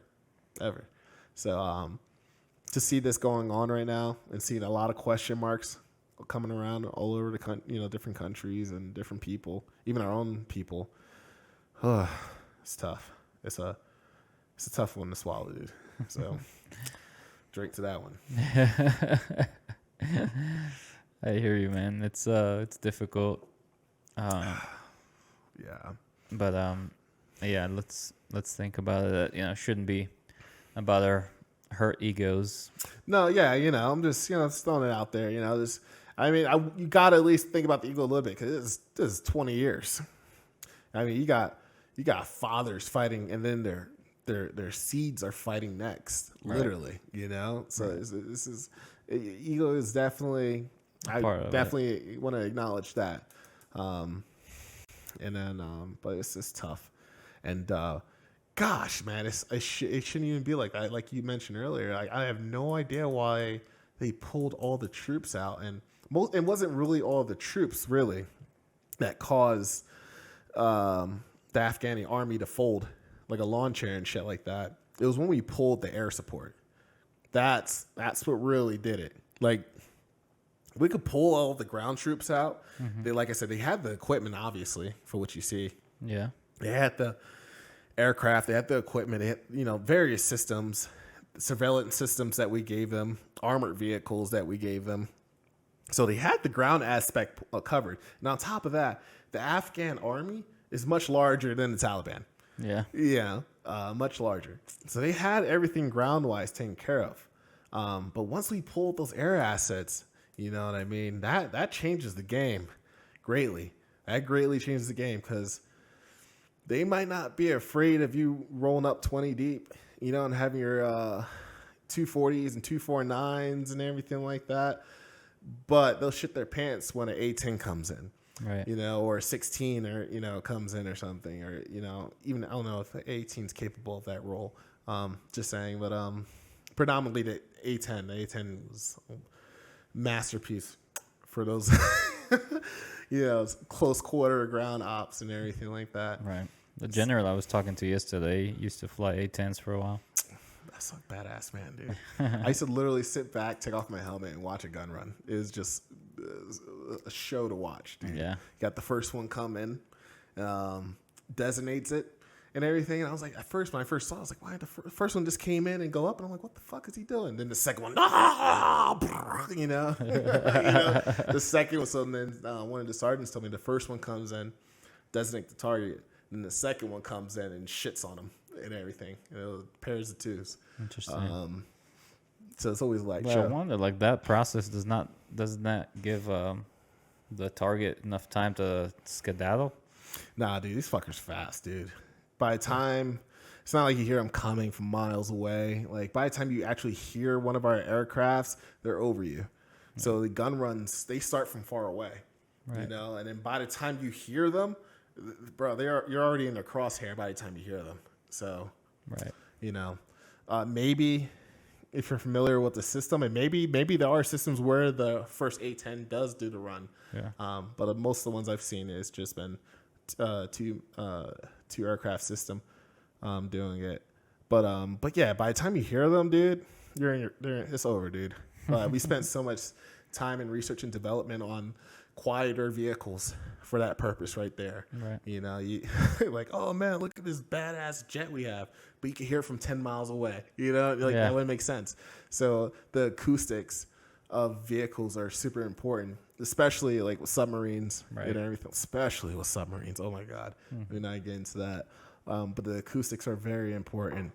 Like for example, those, that I think it was like a, experimental Black Hawk, the one that they used to get Osama. Oh yeah. And everything. One of them crashed and everything like that. Those were specially designed Black Hawks. Like think about that example, for example.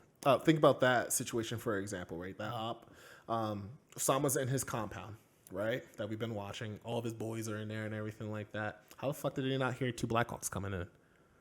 Exactly. They're that quiet, By the time you hear them, they're landed, Yeah. And then even more prominent with those vehicles because they were specially designed for it. Have you seen any of the photos of it? Like the rear rotary being has additional covering to conceal the noise, you know, and everything like that. Interesting. Yeah, very, very fascinating. But the acoustics are very important.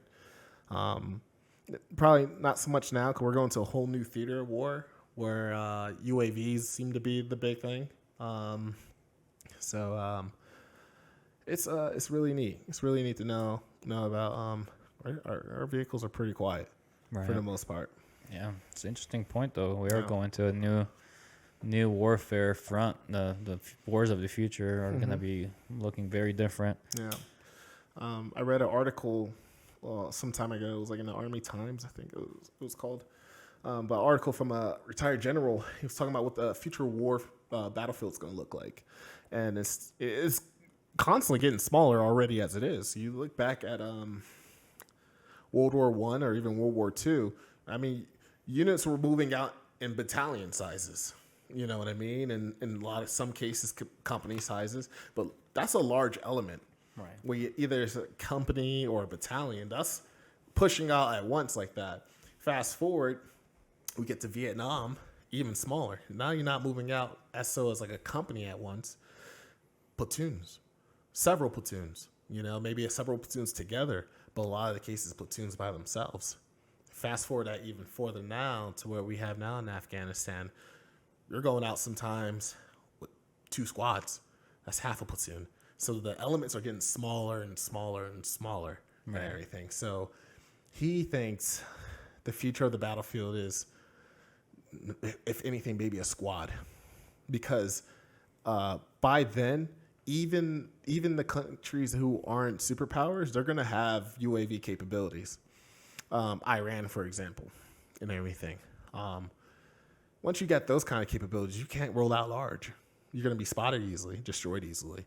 You know, so the elements have to be small. I think this is why our military is pushing a lot for the special operations unit, because we're slowly pushing into that. Even the regular combat units are somewhat integrated in a lot of special operations ways.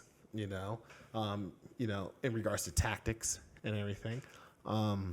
Yeah, it's not trench war anymore. It's not trench warfare anymore. Now it's real tight, squad base, you know? It's looking like the units are just getting smaller and smaller. And I imagine eventually, at some point, it just won't be any ground forces. It'll just be what you have flying in the air, what you have even higher up to sea down below, what other assets you have in the Navy, you know? Eventually, we're slowly getting rid of the ground force, just because of technology and everything. It wouldn't make sense to have hundreds of soldiers down on the ground that can be easily spotted by the most simplest of UAVs and drones, just to get mowed away or blown away. So we're changing. Yeah. We keep evolving just like we do in everything else, specifically in war. I mean, if you compare just what you did, what I got to do, so warfare-wise, with the guys fighting in the 20s, World War I and then II. Yep. They'll look at us like we're like superheroes. It's uncomparable. Yeah, it's not even comparable. I mean, I think we should look at them like they're superheroes. They should look at us like we're some kind of aliens. No, I mean, I meant superheroes as in like the type of technology. And like what? There's equipment. There's only 10 of you. Yeah. There's only 10 of you going out there doing. That I meant in that regard. 30 rounds in a magazine. Yeah, what? yeah. What? Right. Your weapon shoots 30 rounds without reloading. You know what I mean? Like we kind of. I should have articulated that better. In that sense, if you were to bring a World War I soldier to the future and he sees just one equipped, modern day soldier, he's gonna look at us like we're fucking Superman. He's like, "What? You're wearing plates? Yeah. You know what I mean? You have body armor on. You have a helmet. What is that? A camera? You have night vision? You can see. You can see in the dark. You could shoot in the dark. You know what I mean? Like, what? You have things. You could shoot explosive out of your rifle. You know what I mean? Like, in that regard, that's what I meant. Yeah. But to us, still to this day, they are the Supermen. Yeah, I can imagine D-Day. That was one thing after fighting in the war and everything. I just became very passionate about learning about past wars. all the way from Vietnam all the way down to World War II, World War One, and the Revolutionary War, and even wars before that when it was just swords. Like, imagine 1,000 years ago. I'm probably got the years wrong, so don't butcher me. But imagine like 1,000 years ago when you had like 5,000 troops marching across the desert for 10 days to get to this fucking fortified castle. And they're waiting for you because some bird saw you. Then the bird came back and told them, So then they got and then you don't know intel because, intel is just, you know what I mean? Like, we see them there, So scouts on horses. Yeah, right. So they're there waiting for you. And you got 5,000, but there's 10,000 of them waiting for you. And they're just there. They're like, oh, we're home already. How you want to play? You guys are tired. They're depleted. They're not hydrated. They're all that, and then you clash together with fucking swords and shields. Yeah, to the last man. That was also war. Yeah. So being a modern day war fighter, just looking back at that shit, that to me that makes you Superman. That makes you, you know what I mean? Like, yeah, it reminds me of a story that I'm gonna have my my cousin Rick tell here on the podcast sometime soon. Yeah. About this operation, we would call it today, but back then they called it the Sicilian Expedition. Oh, it's a Greek operation, from I don't know the years either. That's why he needs to come here and tell it. But without getting into too much details, they got caught, far from home. Many troops, showed up with their ships, started building this little fort, maybe we can call it, and fighting locals where they were going to try to take over the land and take over the gold and whatnot.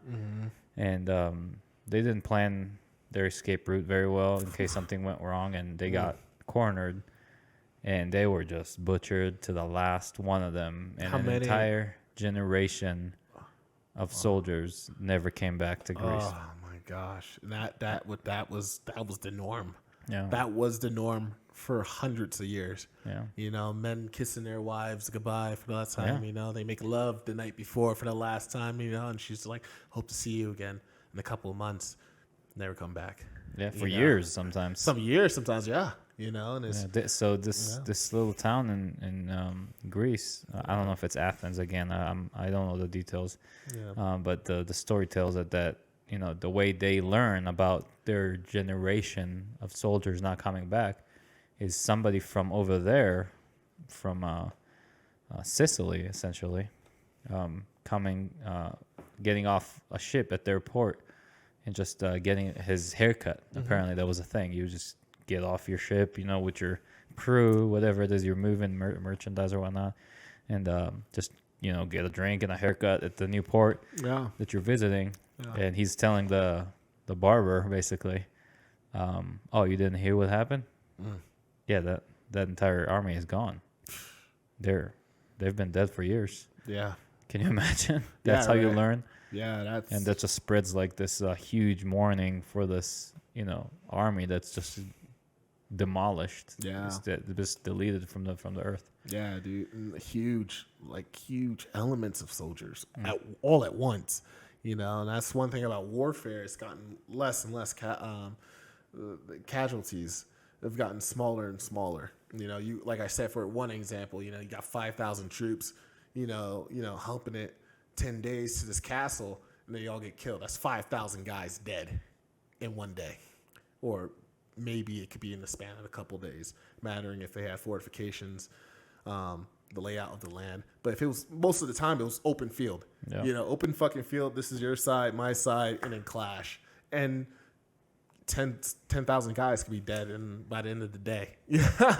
So, but the casualties have gotten smaller and smaller and smaller because of the lessons we learn from the past. So, and also because they were way more badass. Imagine that, just humping it 10 days with a fucking sword. Like, hey, come the fuck out, No. That's a different level of fighting. I don't think that is a different level of fighting. I would not want to be marching in the first line to just clash with another group of people and just get a sword to the stomach. Yeah, everyone's carrying sharp metal. And shit Also, like even if you're tough enough and you're brave enough, you're going to die. yeah. You could be Statistically, if you're in the first 50% of that, these lines, there's gonna be, you'll get to the point where multiple enemy soldiers are surrounding you and they're about to eat you. Yeah, unless you have some good tactics and training, which they did. I mean, they had some Brick. He's the guy who's coming to talk about this. He studied Roman history. I keep saying Roman, but Greek history. Yes. And they had tactics that he told me about. Not all of them, but just generally, like one thing, it would be like they would count these like motions, like 3, 2, 1. They're pushing, and then as soon as that momentum is gone, these guys duck. These guys, sword. Yep, and repeat back, shields back up, push, shove. Like it's something weird like that, and that was just one version. Yeah. Other ones would have like push, and then they would do these like V's. So it would leave room in the middle for these guys to stab, and then they would close the shields again. So if you do that right, like the Spartans would do, because they had the men to their left method with their flanks and everything. They were well aware of what flanks were and right. everything at that time. Yep. It's astonishing because even then we still use strategies like that in squad movements and everything to this day. How you would square up and everything. You could tell too if you come across if they came across an untrained army, the guys are just standing out all different lengths apart from each other, swords out, like and then you got the disciplined army that comes in, they shoulder to shoulder. You know what I mean? Shields up, eyes dialed in straight forward, moving in at once and everything like that. And then the guy's like, what the fuck, And then as soon as they get close, they duck and get stabbed in the face by a guy behind them with a spear. Yeah. And rinse and repeat. That's what happens with Spartans. Yeah, dude. It's kind of like that movie when he's like, how many men did you bring? Yeah, that's why that movie is so badass, because they had fun with it, of course. Yeah. But there's so much accuracy that comes with it. Like that, right.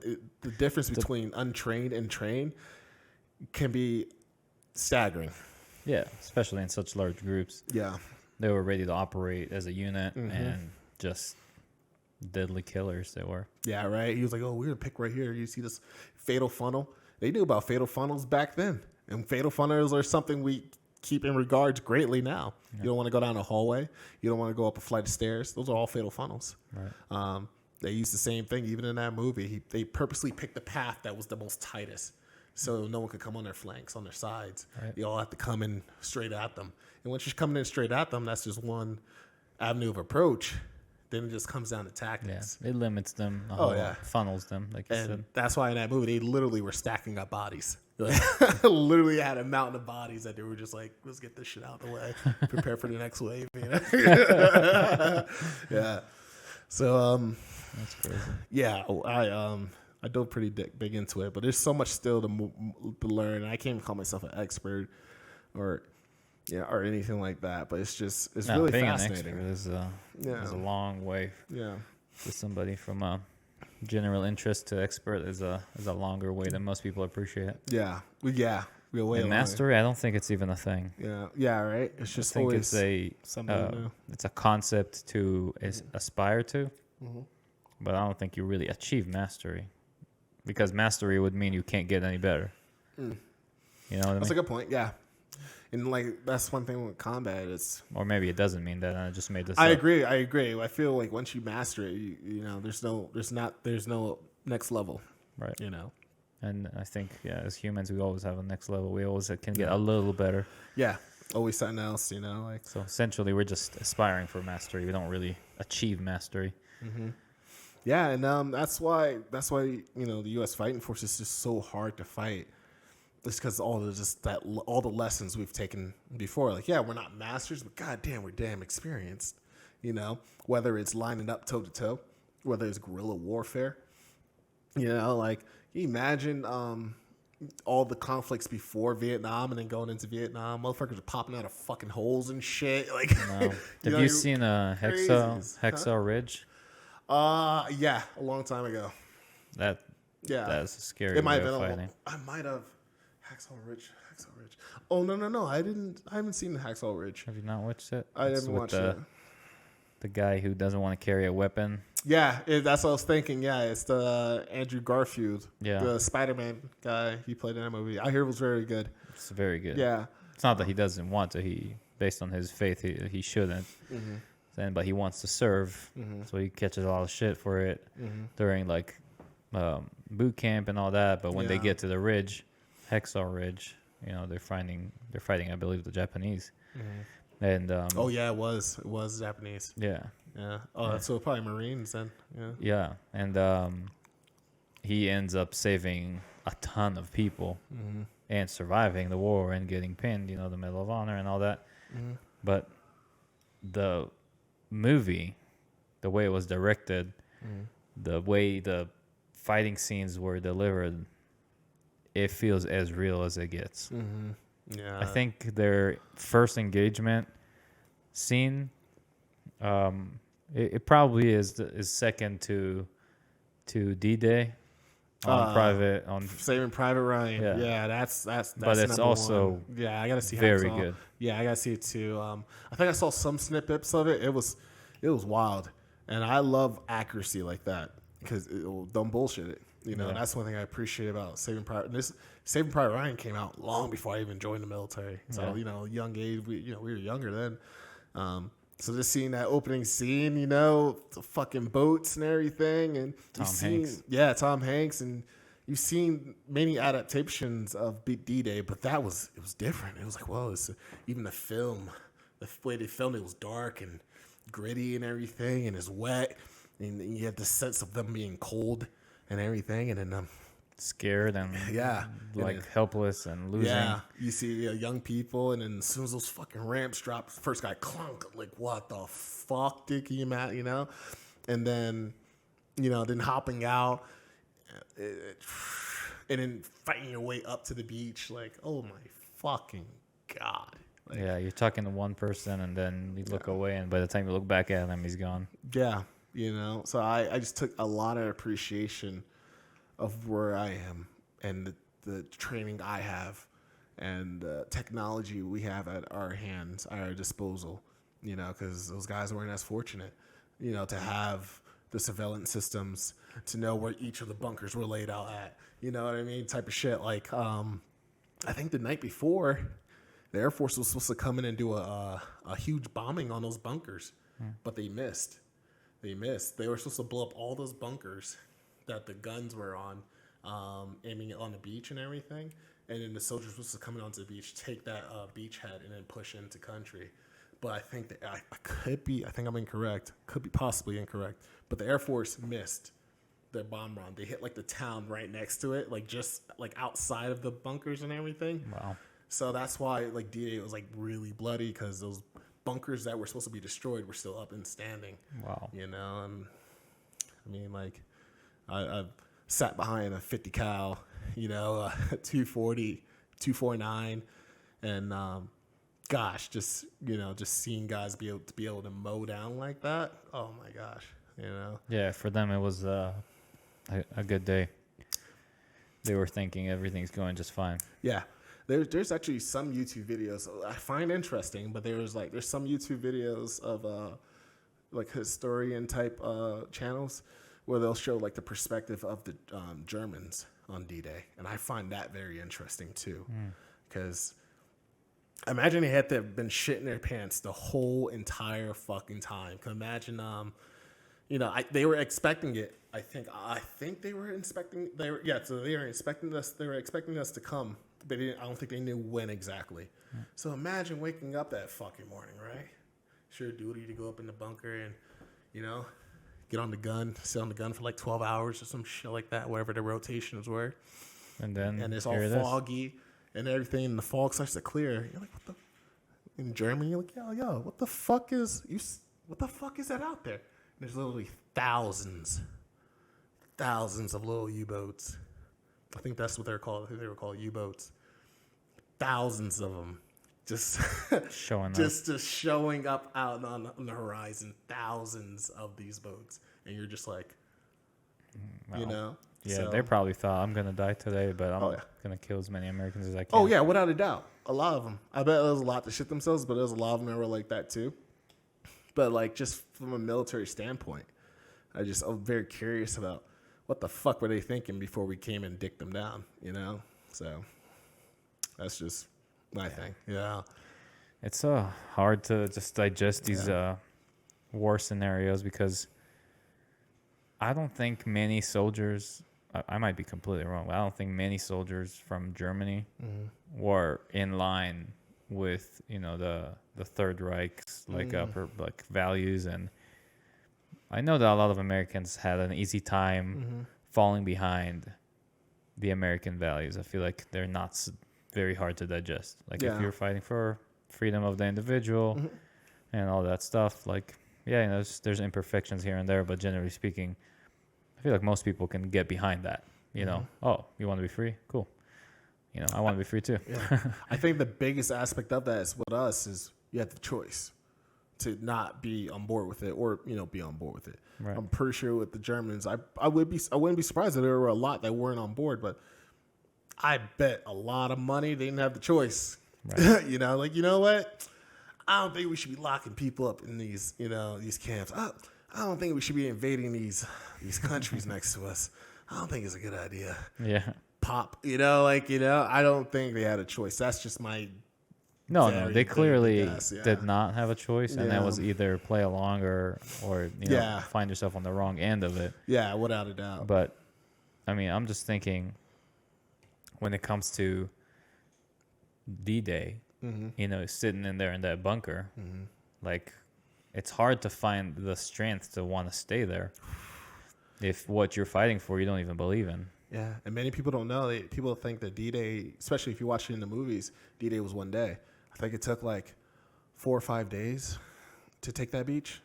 Wow. 4 or 5 days to take those beaches. I think there were different sections of the beaches. Like it was like I think there was like 6 different beaches that were being attacked simultaneously. I mean, if you just zoom up and look down on a map of those shores to see the thousands of boats, the different areas we hit between the Canadians and the Brits and ourselves and everything, that's got to be the scariest shit in the fucking world, dude. And some beaches were taking relatively easier than others and everything. But I think ultimately that whole operation was a success. It took about like 5 days or something like that. I could be, give or take. Yeah, so that's 5 days of just getting on the beach, clap, and then the next guy come, you know what I mean, and just keep going until you just get closer. Like that's chaos, Right. And that's Imagine being the first guys to get off their boats. yeah, especially after you finding out that the Air Force missed their target and everything like that. I'll send you the information on that. That blew my mind away. But yeah, the night before they were supposed to do like a run on those bunkers. I forgot, maybe on a particular part of the beach, maybe not on all of the beaches, but on one for sure I know about. They were supposed to do a run and they missed. Nowadays we don't miss. Our Air Force don't fucking miss anymore, dude. Right. I can't even recall a time where it was like, oh, they fucking missed. No, not anymore. Yeah. So different times, way different times. Yeah. Airplanes still had like wooden parts in there and shit.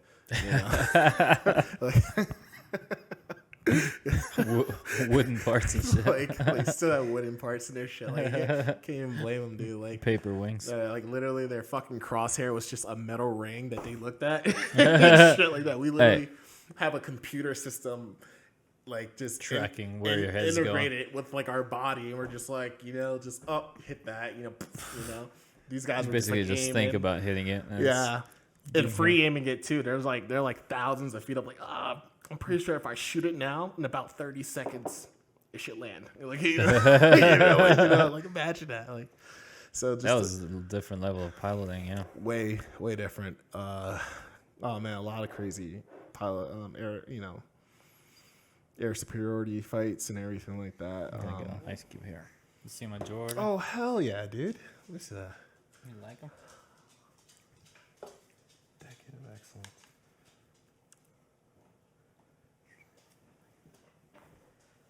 Wow. It's the cheap version of the really expensive card. Dude. 6'6". Wow, he's an inch taller than me. Yeah. He's skinny though. He's 195. Yeah, That's real skinny. it was nothing but muscle though. Yeah, toned. Yeah. I think my lowest weight I ever got down to was like 220. 220 after basic and everything. Yeah. But like I like to stay between like 220. Wait, 220 might be a little light, but like I'll be happy from 240 and down. Yeah. He got heavier over the years. This is straight out of college. Mm-hmm. So the card, That's what I'm saying. He's like under 200 pounds, 6'6". That's real thin. the original card Yeah. that this is a second printout edition of, Yeah. was sold for like $1 million, I want to say, or I 700,000. totally believe it. 100%. Yeah. So that's the right way to go, man. I wish I saved some cards or something. I didn't really have any. Yeah. Growing up or anything. Oh, well, it's not even that I couldn't. I just simply just didn't have an interest for it. Yeah. You know, so. But look at you losers now. Look at the cards I'm seeing. Oh Hey. my gosh. What fucking Charizard. Wow, and this is the old school one too. Yeah. Wow. Wow. It'd be a shame if someone. Hey. That was actually a couple $100.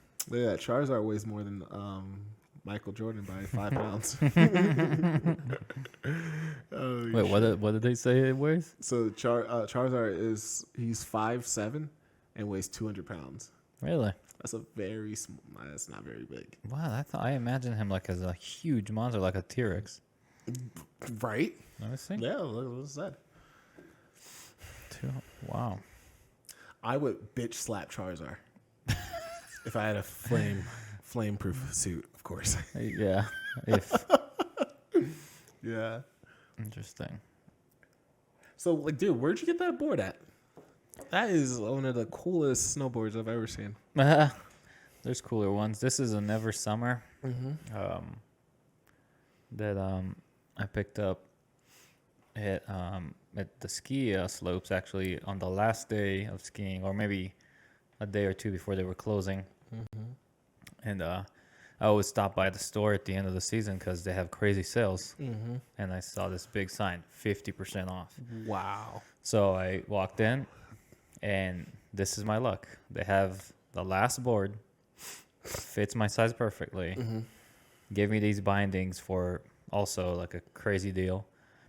And now I have a brand new board for the next season. So I got to ride it like maybe 3-4 times Wow. that season. Yeah. But next season it's gonna get That shit is ripping. beautiful, dude. Yeah. I like the little what is that? Those little like pyramids. Those these little- diamonds. Yeah. That didn't looks come with the pretty board. dope. I added those. That's pretty dope. I like that. Yeah. That's nice. It's basically when you get off the lift, you have one of your your back foot untied, so you can step on it. It's like a non-slip Oh, okay. because they don't allow you on the lift with both feet tied to the board. So you have your front tied, and then you start sliding on that front, and then you can kind of navigate on the board with with a good boot. You have the grip. Without these, that's kind of like extra. I just thought it looks cool as hell, so I added that. Hey, at least you're honest about it. Yeah. He's useless. Yeah. Also, because I'm a noob, Yeah. and I don't have that much experience, Yeah. it actually adds some traction, so you can navigate on the, from the slope, from off the lift to the area where you can tie your second foot off. Yeah. Okay. Yeah, I've done like the peasant's way of snowboarding. You find a hill. Yeah. But like to actually go to like a dedicated location that's made for it, that would be fun. Yeah, you should come out to Colorado one time, and we'll take you snowboarding. Hey, guess what? Our boy Druda snowboards. Justin. I plan on it. Yeah. We'll snowboard, and we'll just watch you roll down the hill. It's okay. YOLO. You only live once. That's fucking right. Give Yeah, it your man. best shot. I don't care about wiping out and shit like that. Yeah, I'll live, man. So Fuck yeah. I don't want to wipe out too much. I'm too big to be wiping out. Big ass 6'5" guy. And Drew too, man. Drew's another big motherfucker. Can you imagine him just fucking Yeah. sliding into like a tree, just shaking the whole tree, like you The said? whole tree just goes down. Yeah. That'd be hilarious. I was just dying laughing. Imagine him just slamming into a tree, and then the tree kind of goes like woo woo, woo, woo, and then all the snow just dumps on him. Right. He's like, come on, man, you damn tree. Yeah. Drew, shout out. We'll get you out here snowboarding soon. I love that guy. I never did too much snowboarding. I did like once or twice, but my thing was skateboarding. That even now, I think I'm actually looking into getting a new board. Yeah. I mean, it's just excellent exercise too, even if you suck at it. Like, you know what I mean? You're constantly kicking your weight, pushing it, Right. and then trying to perform tricks. You go and burn. You know, you ever have how many fat skateboarders do you know? Honestly, There's a few. There's a couple of them. but it's very they're it's outliers. very demanding. Yeah. Snowboarding too. If you Snowboarding. strap as well. like a Fitbit on or one of those chest straps and just calculate. I did it once. Yeah. Easy 1,200 calories. Oh, Not even half a day. Yeah, exactly. So so I'm thinking about getting one here, especially after seeing the streets. The streets are perfect for it, especially over where we were at earlier, and everything. I was telling you about the story of me younger when I met Tony Hawk. Yeah. And everything. It's like so many kids' dream. Like I grew up playing Tony Hawk video games, and he still is the idol, but like back then he was the pinnacle of skateboarding at every given moment, just watching him in the X Games pulling these 900s and 1080s and it's like, how many times can I spend? Yeah. You want to see bitch? Yeah, just with these verts, he was so good, and you got to freaking meet him and have him sign your board. That's wild. Yeah, man, I actually got to party with him too. Yeah, like I told you before, I was about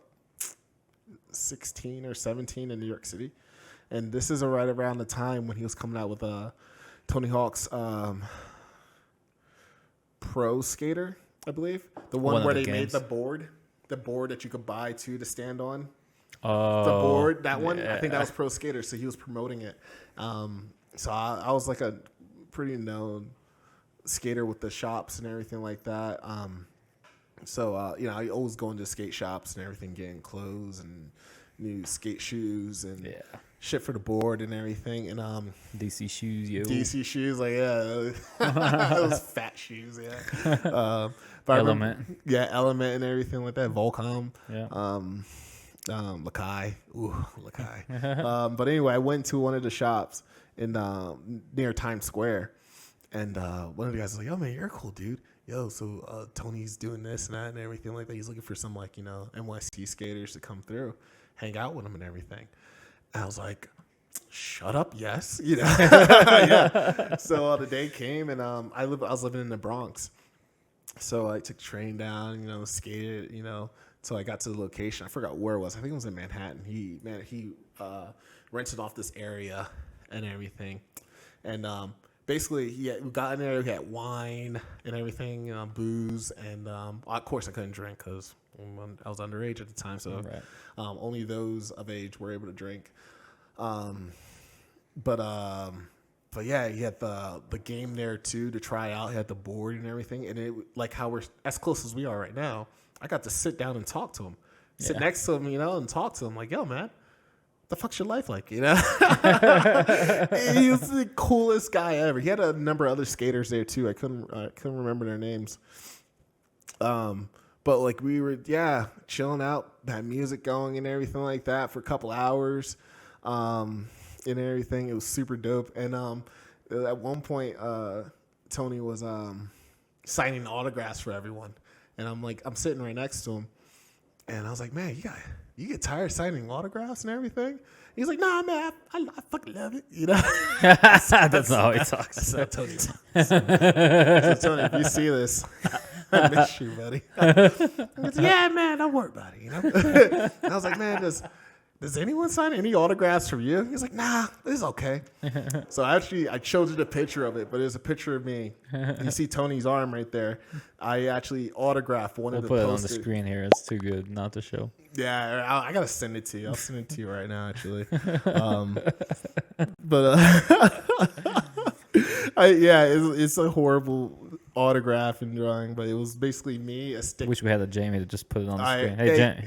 Hey, Jamie, can you pull it up? Young Jamie here. He's over there. You can't see him. Yeah, if we turn the camera over there, it's just crickets. Yeah, Joe let us rent out Jamie for a little bit. But yeah, so I was like, man, no one ever signs autographs for you. It's like, I got you, bro. So I grabbed his pen, and you see his arm in the photo and everything, but I make a little stick figure like on a skateboard, and the poster is him on a skateboard. So it's like a stick figure me next to him, and it's like I put my nickname. It was Dane Catessa. Yeah. So I wrote Dane and everything, signature, and I'm like, here you go, bro, you got it. So if you see this, I want my skateboard back. No. Hopefully you remember that day, because he got a kick out of it. He found it pretty hilarious, dude. I was like, what? I was like, yeah, dude, take my autograph. So yeah, I really signed an autograph for. Dude, what if he has that like hanging somewhere in one of his basements? What? I know. Imagine if he still has that somewhere. That's hilarious. That would be hilarious. Fuck. Oh my god, I'm moving so slow. I got you, dude. I got you. Yeah, they're pretty dope. I was really young. Here we go. Still really young. Yeah. Still very young too. There we go. Yeah, I'm sending it to you right now, but yeah, that's a crazy experience. True story, everyone. True story. That really happened, and I have a feeling Tony remembers that too. So yeah. One day, this podcast maybe will be big enough for him to watch it. He doesn't listen to podcasts, does he, Tony? Literally skating somewhere right now. Literally. That's the crazy thing about him, and about a lot of athletes that I really love, like Travis Pastrana and so forth. They are such fans of their own sport that this doesn't matter their age, doesn't matter forget about their shape, because they're both in phenomenal shape. Yeah. They're not stopping. No. I think Tony's like in his 50s. Yeah. And I think he even thought about participating. I think they added skateboarding to the Olympics. I think he did something, because I think he might have participated. I saw him talk to, he definitely was with the anchors talking about the skateboarding competitions. Yeah.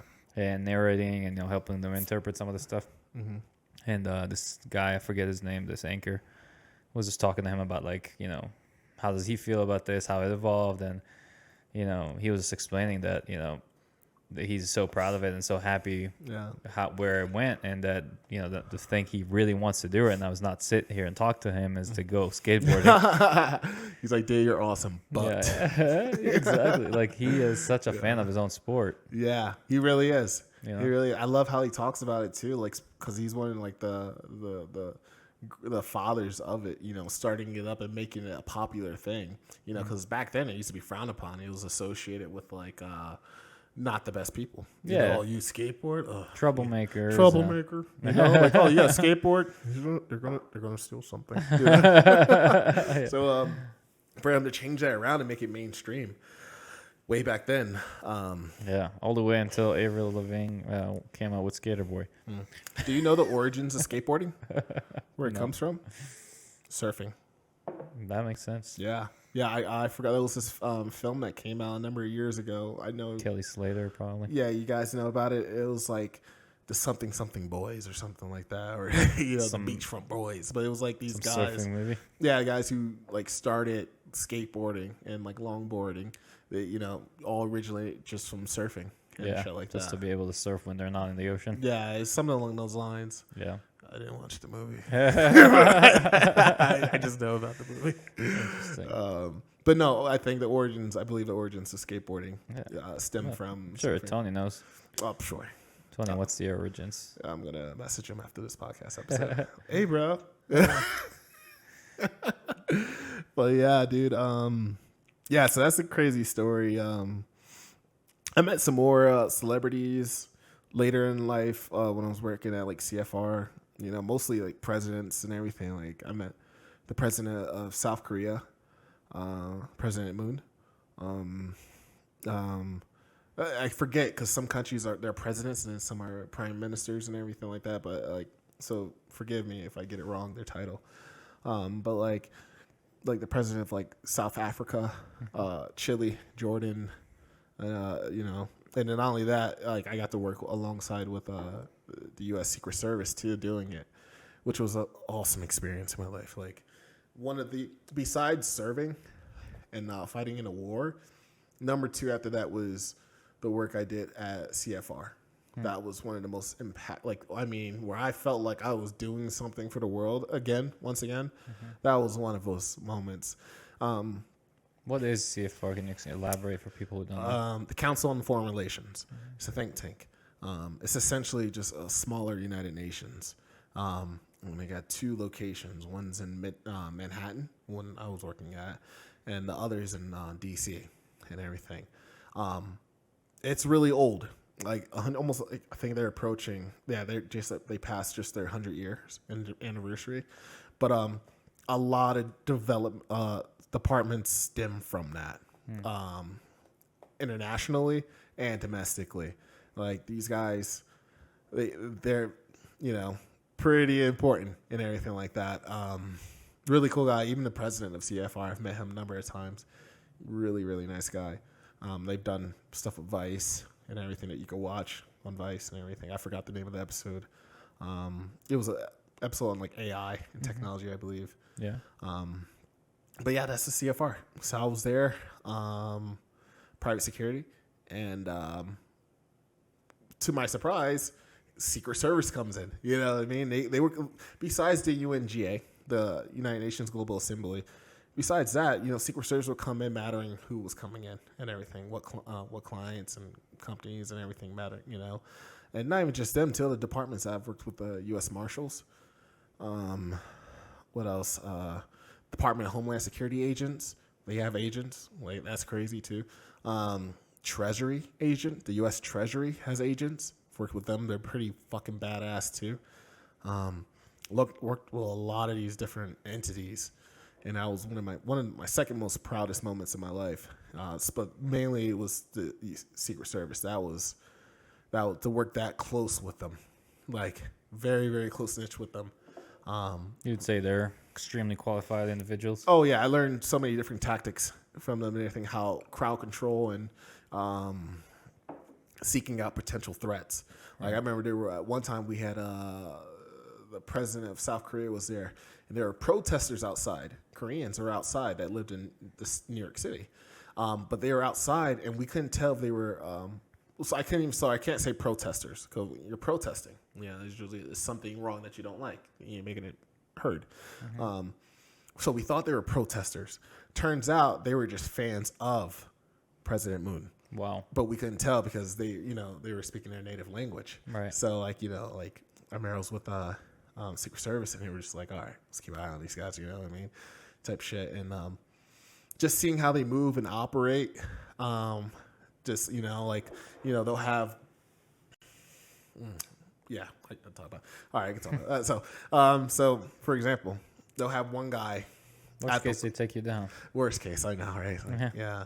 So one, instance, they'll have one or two guys already at the location right there where the VIP is going to arrive to. That VIP is shrouded in more Secret Service. But those Secret Service guys are the guys that travel with him. So they arrive, he gets out and everything, and then we take him into our care. Bring him inside, and everything he does what he needs to do.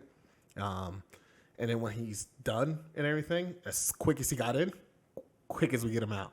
And we get him out, and the guys that brought him in and everything. So it starts off with 2 of them. Might end up like 14 of them afterward that arrive with him.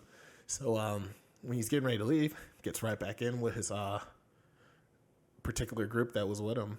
They all get in, and they head on to the next location and everything. And then like the 2 that are stationed there, they're stationed there. So like those are the 2 that I worked with very closely. And not even just our country's Secret Service, but like other nations. Like I'm a fucking idiot, but I didn't know other nations had like secret services. Like, I mean, but it makes sense though. Like, when do you ever hear about it? Yeah. Like, ever? You know. Like, Well, as you all know, U.S. is very up to our more about ourselves than about any. How about it that? makes sense, Yes, yeah. Because I had no fucking clue. I was like, Yeah. wait. So you guys, so not only I'm Wait, you staying, guys have food out there? yeah, right. Wait, you Wait, speak what? a different language? What? You got electric? Nah. But yeah, that was the one thing. So I'm working with Secret Blissfully Service. ignorant. Yeah, right. So now I'm working with Secret Service on a daily during that time, and then like that nation that's coming in, they come in with their Secret Service too. So not only are they coming in with our Secret Service, they have their Secret Service. So you just got a whole bunch of Secret Service dudes of like different nations just there at once, just so I've worked with like, Chile and Jordan's Secret Service, South Africa's Secret Service. They're pretty fucking high speed. South Korea's Secret Service is pretty high speed too, and everything. That was they were pretty impressive to see how high speed they were, but it was just all that learning experience already on top of my combat, training and experience. Right. So, if you're trying to explain to like a civilian who didn't go to the military or is not, into the lingo, like what's high speed? Because we use high speed as a term of excellence in the military. No, of like a group that's well trained and all that. But what would you attribute that name to? High speed, definitely not the Afghani army. Yeah, zinger. Yeah, literally how you explain. Well trained, well disciplined. You start off with that, and then on top of that, you perform your training, your task, as if you've been training. Right. So when we're as I was explaining, you got all these different entities there. How are we not bumping into each other? Right. Training. Yeah. So everyone knows their roles. They know our roles. They know that when they come inside once they're inside the property, they're in our care and everything like that. So don't get in our way. You know what I mean? So when he's coming out, you grab him. You know what I mean? You move. So how that rolls so smoothly is an example of being high speed. Right. So hopefully I better explain it. So. No, I think so. I always imagine it as like when I think of a high speed unit, it's like one of those flocks of birds that you can see them in the sky and they just go like this. The entire flock goes like this. Yeah, smooth. And they just whenever one individual thinks something on the left inside of the whole unit, the other side already knows it, and they're operating in sync. And that's what I think about high speed. Like, it's humans are so trained and organically are so close, intimate with each other on the level of understanding of the environment, of everything that's going on such a high level that when something's going on, it's like a hive mind. Yeah, absolutely. And that's how it felt too. Even though I never even seen any of these units. Like when I was with Spain's Secret Service. By the way, those guys smoke a lot. They smoke so much. This dude, he was all suave and everything. But he had his accent. He was like, "Okay, I'm gonna go outside. I'm going to smoke." We finished smoking, and I'm with my Secret Service guy. I don't want to mention his name, but we're watching him from inside, and he finishes one cigarette, pulls out another one, and like literally he chain smoked like 6 cigarettes. Wow. In like a half an hour. Like, so it is maybe it might have been just that gentleman, but I'm blanketing all Spain. So blanketing.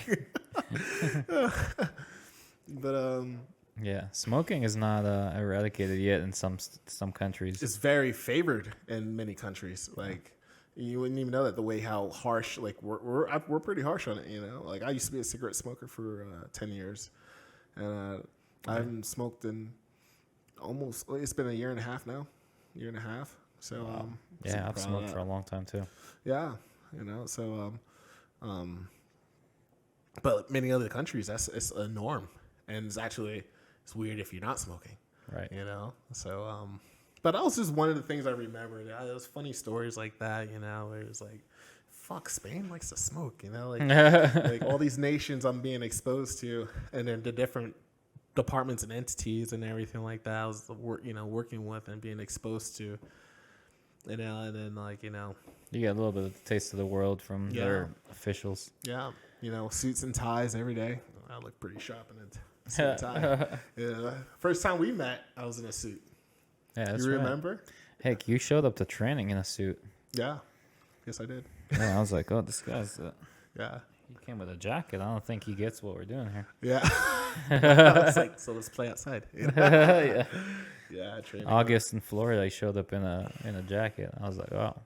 Not a jacket, people. You're over exaggerating. I was wearing literally a suit with no tie. So like A blazer. Yeah, like a blazer and bottoms, belt, dress shoes, and like a white shirt and everything. August in Florida.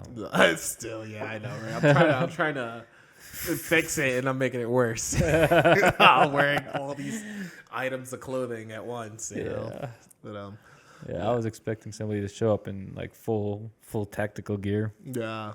Just like literally got out of the, what do you call those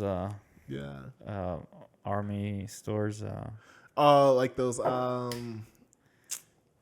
not an outlet, but thrift, like kind of like a thrift shop, like a surplus, like an army surplus. Yeah, store, like an army surplus. Well, yeah, right. I fucking Show love up with those. all the Go in there, you get anything from like Vietnam to present day. Yeah. Maybe even before that, Right. You want a musket? We got fucking muskets. Tank. Right yeah, there. dude. But yeah, man, a lot of fun stuff. But yeah, that was all I was doing before then. And then I went on to do even more cool shit. Which I even feel like is bettering the world still. So yeah, man, that's life. Yeah, we're ever evolving. That's hopefully what's pushing us to keep doing more interesting things and grow. How's this? You ever see like that meme of the History Channel guy back in the day with the crazy hair and everything? He's just like aliens, that guy. It's Elon Musk. Yeah, it's like, where do I start? He's a fucking alien. Yeah, he's probably an alien. Probably. Yeah. I would love to sit down and talk to him now. I would love to sit down and talk to him. And I don't know if I would have a good conversation with him. He seems on such a different wavelength. Yeah, that's a good point. Yeah. He has. I think it really takes a Joe Rogan or a certain individual to have a fruitful conversation with this person because he thinks differently. Yeah. He operates differently. His humor, people don't get how different it is. He's very humorous, I noticed. But it's very different. He's very different, yeah. And he gets a kick out of things that people don't even understand because it's so geeky or specific, or very related to his own type of humor, whether it's, spacey or it could be a joke about a physics unsolved puzzle, that nobody gets. And that's what people don't get about him is, he had this huge thing right now. He got a lot of heat for manipulating the crypto markets, with say, Doge? Doge this, Doge that, and Bitcoin yes, Bitcoin no, Bitcoin is my friend, Bitcoin is my enemy. And the whole time I was watching it from the side thinking, this guy's trolling you guys. Clearly he's trolling you guys, and he has enough money. He doesn't need an agenda to mess with Bitcoin, to pump this and dump that. He doesn't do pump and dumps. He's building rockets. Yeah. He's designing the next battery. He's working on software every day. He's busy doing these things. I'm not saying he's a troll. He's the biggest internet troll the world has ever seen. People don't catch this, that he's not, every single thing he does, people try to interpret. If you just step back and say, watch this troll, you start getting what's going on, because he's not necessarily holding a whole bunch of Doge and he's going to sell it. He's just a fan of the silly idea that thing's going to go to $1. It makes him laugh. It makes him giggle. It doesn't even make him laugh. It makes him giggle inside. And he says this on TV. He's like, it's kind of funny that the most stupid one is going to be the actual currency. Ha ha. Like that level of beyond awkward, Like social freaky, type of humor is what, gives him the type of, enjoyment of humor that he's looking for. And when you don't get it, you think that there's something behind it. Yeah. There isn't. He's just messing around with the world. And I'm sure eventually he got enough heat from people saying, hey, stop manipulating the crypto markets, that he just said, screw this. But I he think thinks on a different level. I agree. And I also agree he's a fucking troll too. Oh, yeah.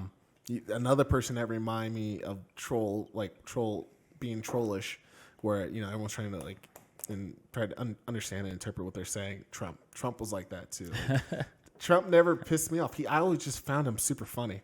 Like he just cracked me up because I was like, the dude's just a fucking troll. Like all day, every day. Like he looks so deep into the things he's saying and everything. I'm like, nah, he's a fucking troll. He's having fun. But with Elon, yeah, I think he's a huge troll. But I do, like you said, I do think he genuinely does care about Doge though. Just like he's just too much involvement in it, like on behind the scenes, like development team wise, working with the creators of Doge and everything like that, and having his people working with them to make transactions even better and everything faster and whatnot. Yeah. So actions like that show me that there's a little bit more investment in it. Maybe he might not have a whole bunch of it, but there's some type of investment in there. I'll give you my 2 cents. Yeah, because I'm involved in crypto and I've watched it closely, unfold and the whole thing. Yeah. He couldn't care less for crypto. He was busy doing other things we know of. Mm-hmm. Then crypto caught his eye. Yeah, that's true. Mainly Bitcoin. Yeah. And he's a smart man, so he started putting out ideas and suggestions, and he was quite rejected by the Bitcoin community, which is known to be pretty vicious. Mm-hmm. Especially Bitcoin maximalists, like they don't really like the idea of people coming in and telling them how it's going to be done. They believe in Bitcoin is the only way, and we don't need to change anything about it. And Elon is fundamentally different. He's a disruptor. Yeah, he doesn't have any interest.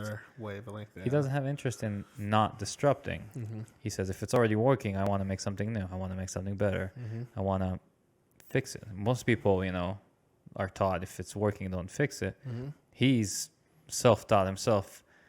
Whether it's working or not, we're gonna make it better. Yeah, like rockets work. It got us to the moon, out in exactly. Outer orbits of space. They fucking work.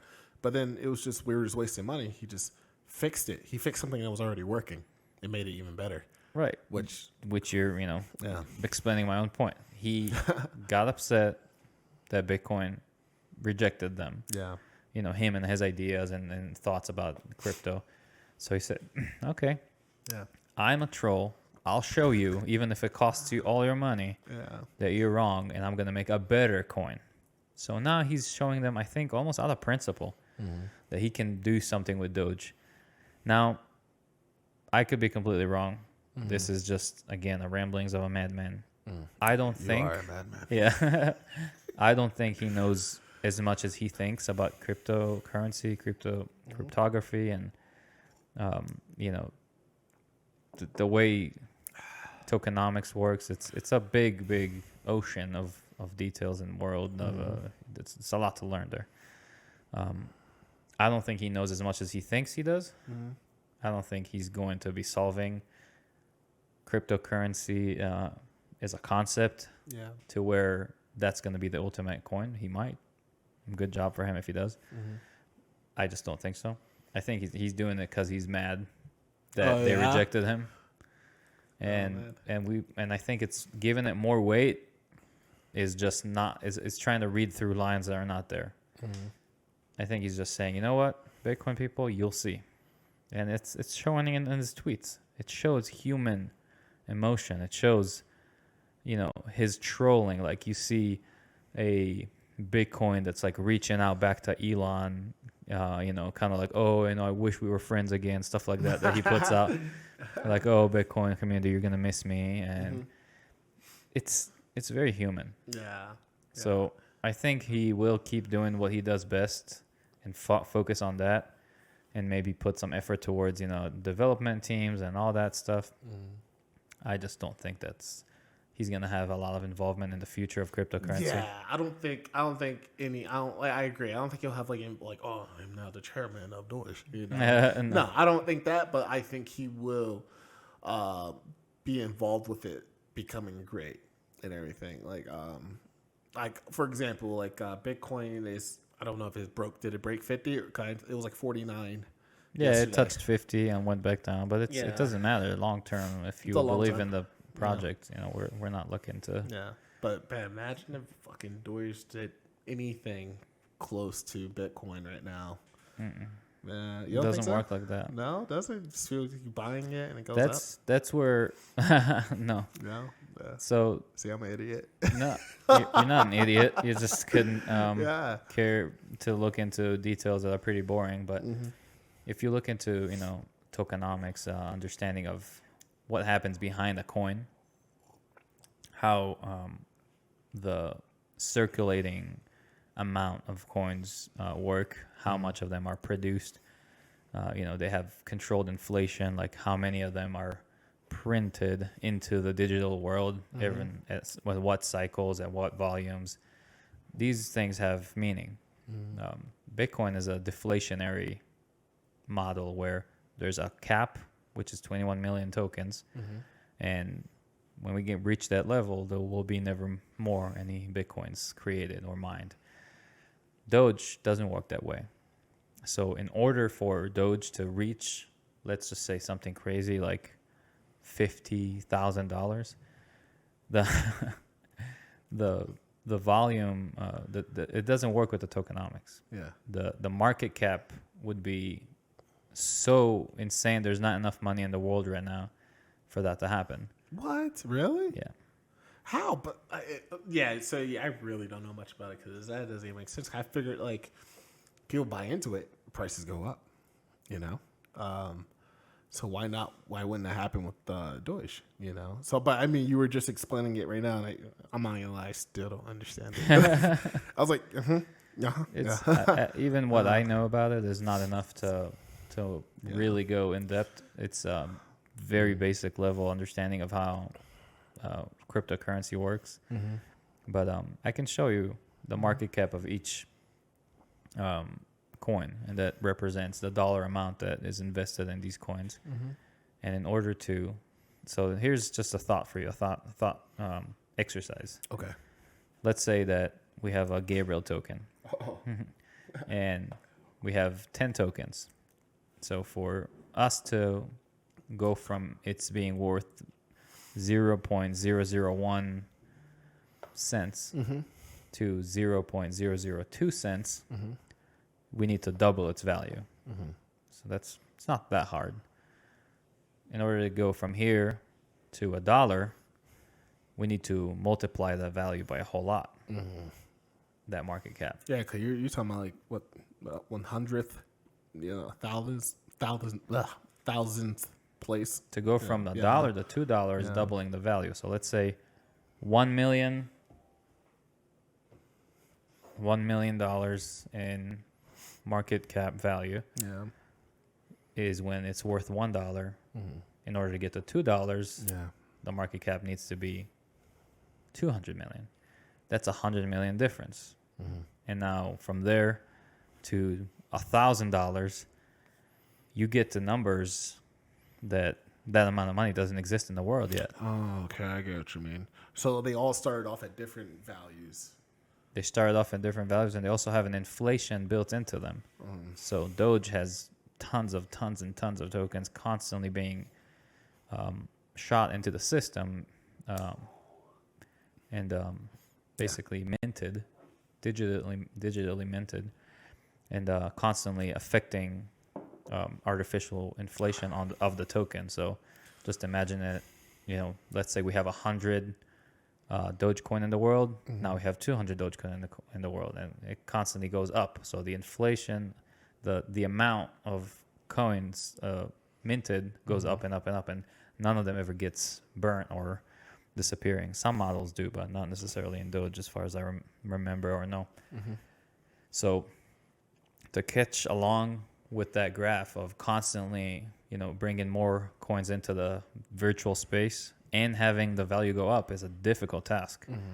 Very, very, very, very difficult task. So you can affect it to a certain degree, but when you see people say like, Cardano to $1,000 or, Bitcoin to $100 million, all these kind of crazy numbers, it's just to get views.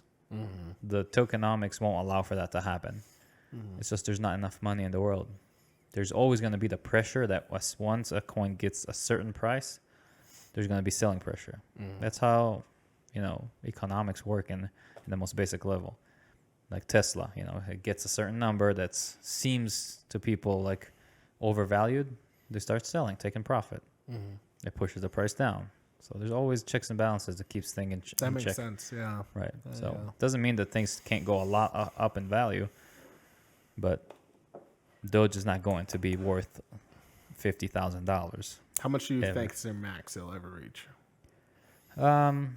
It's hard to predict, and I don't think it's a smart move to predict these kind of things.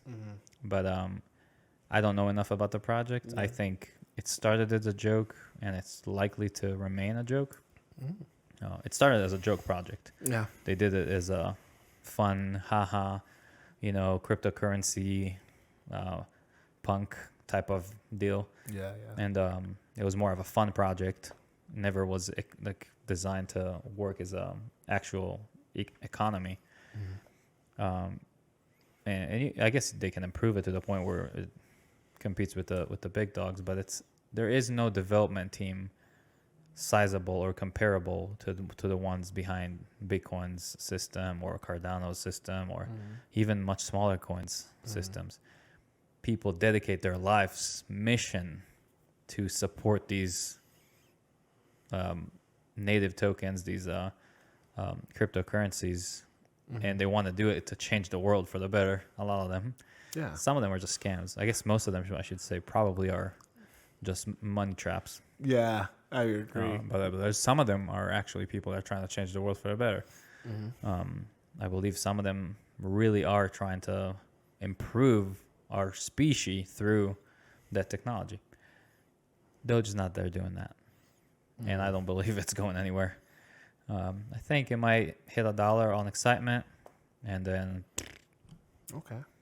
or I'm completely wrong and I'm an idiot, and then we'll go up to the moon. But it's okay though. If I become rich off of Dogecoin, it's fine. You get rich.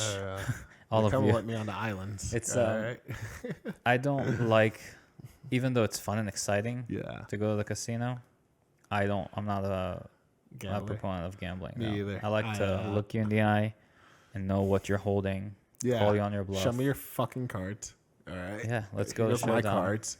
All right. I'll give you your money. All right. See the stack that you have there? Yeah. Let's push it this way. If you want to pull out your gun. Here goes no. my gun. I don't have to take from somebody to earn. No, but well, that's how it works in the world. Like I think if you make better decisions, then you can pay yourself through the market. So what do you think is the potential of Bitcoin in that case then? Bitcoin, I think... it's already basically at 50K, back at 50K. Yeah, that's just, I think, the beginning. We're not even seeing the start. Okay. But people look at it at too small of a time frame, I think, because we like to get rich fast. That's just a scheme that everybody sells us, Yeah, I'm not going to lie, because it's priced at, nearly 50K, and what still early. Yeah, okay. So people say, oh, you got 100. Oh, I can't believe it's so late. Oh, you got 1,000. Oh, I missed the turn. Oh, it's already 10,000. I must not buy in now. It's too late. I missed the train. I bought at 10,000 and look where we're at.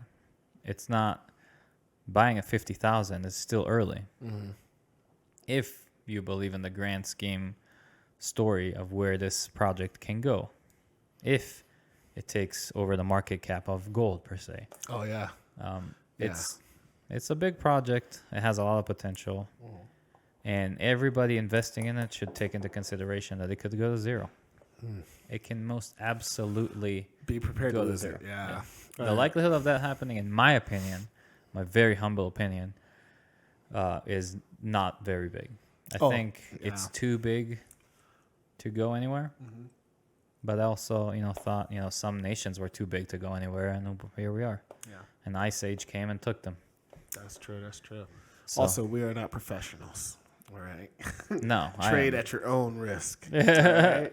Yeah, I'm not a Trade what you're not professional willing to lose. All right, financial motherfuckers? advisor. Don't listen to me.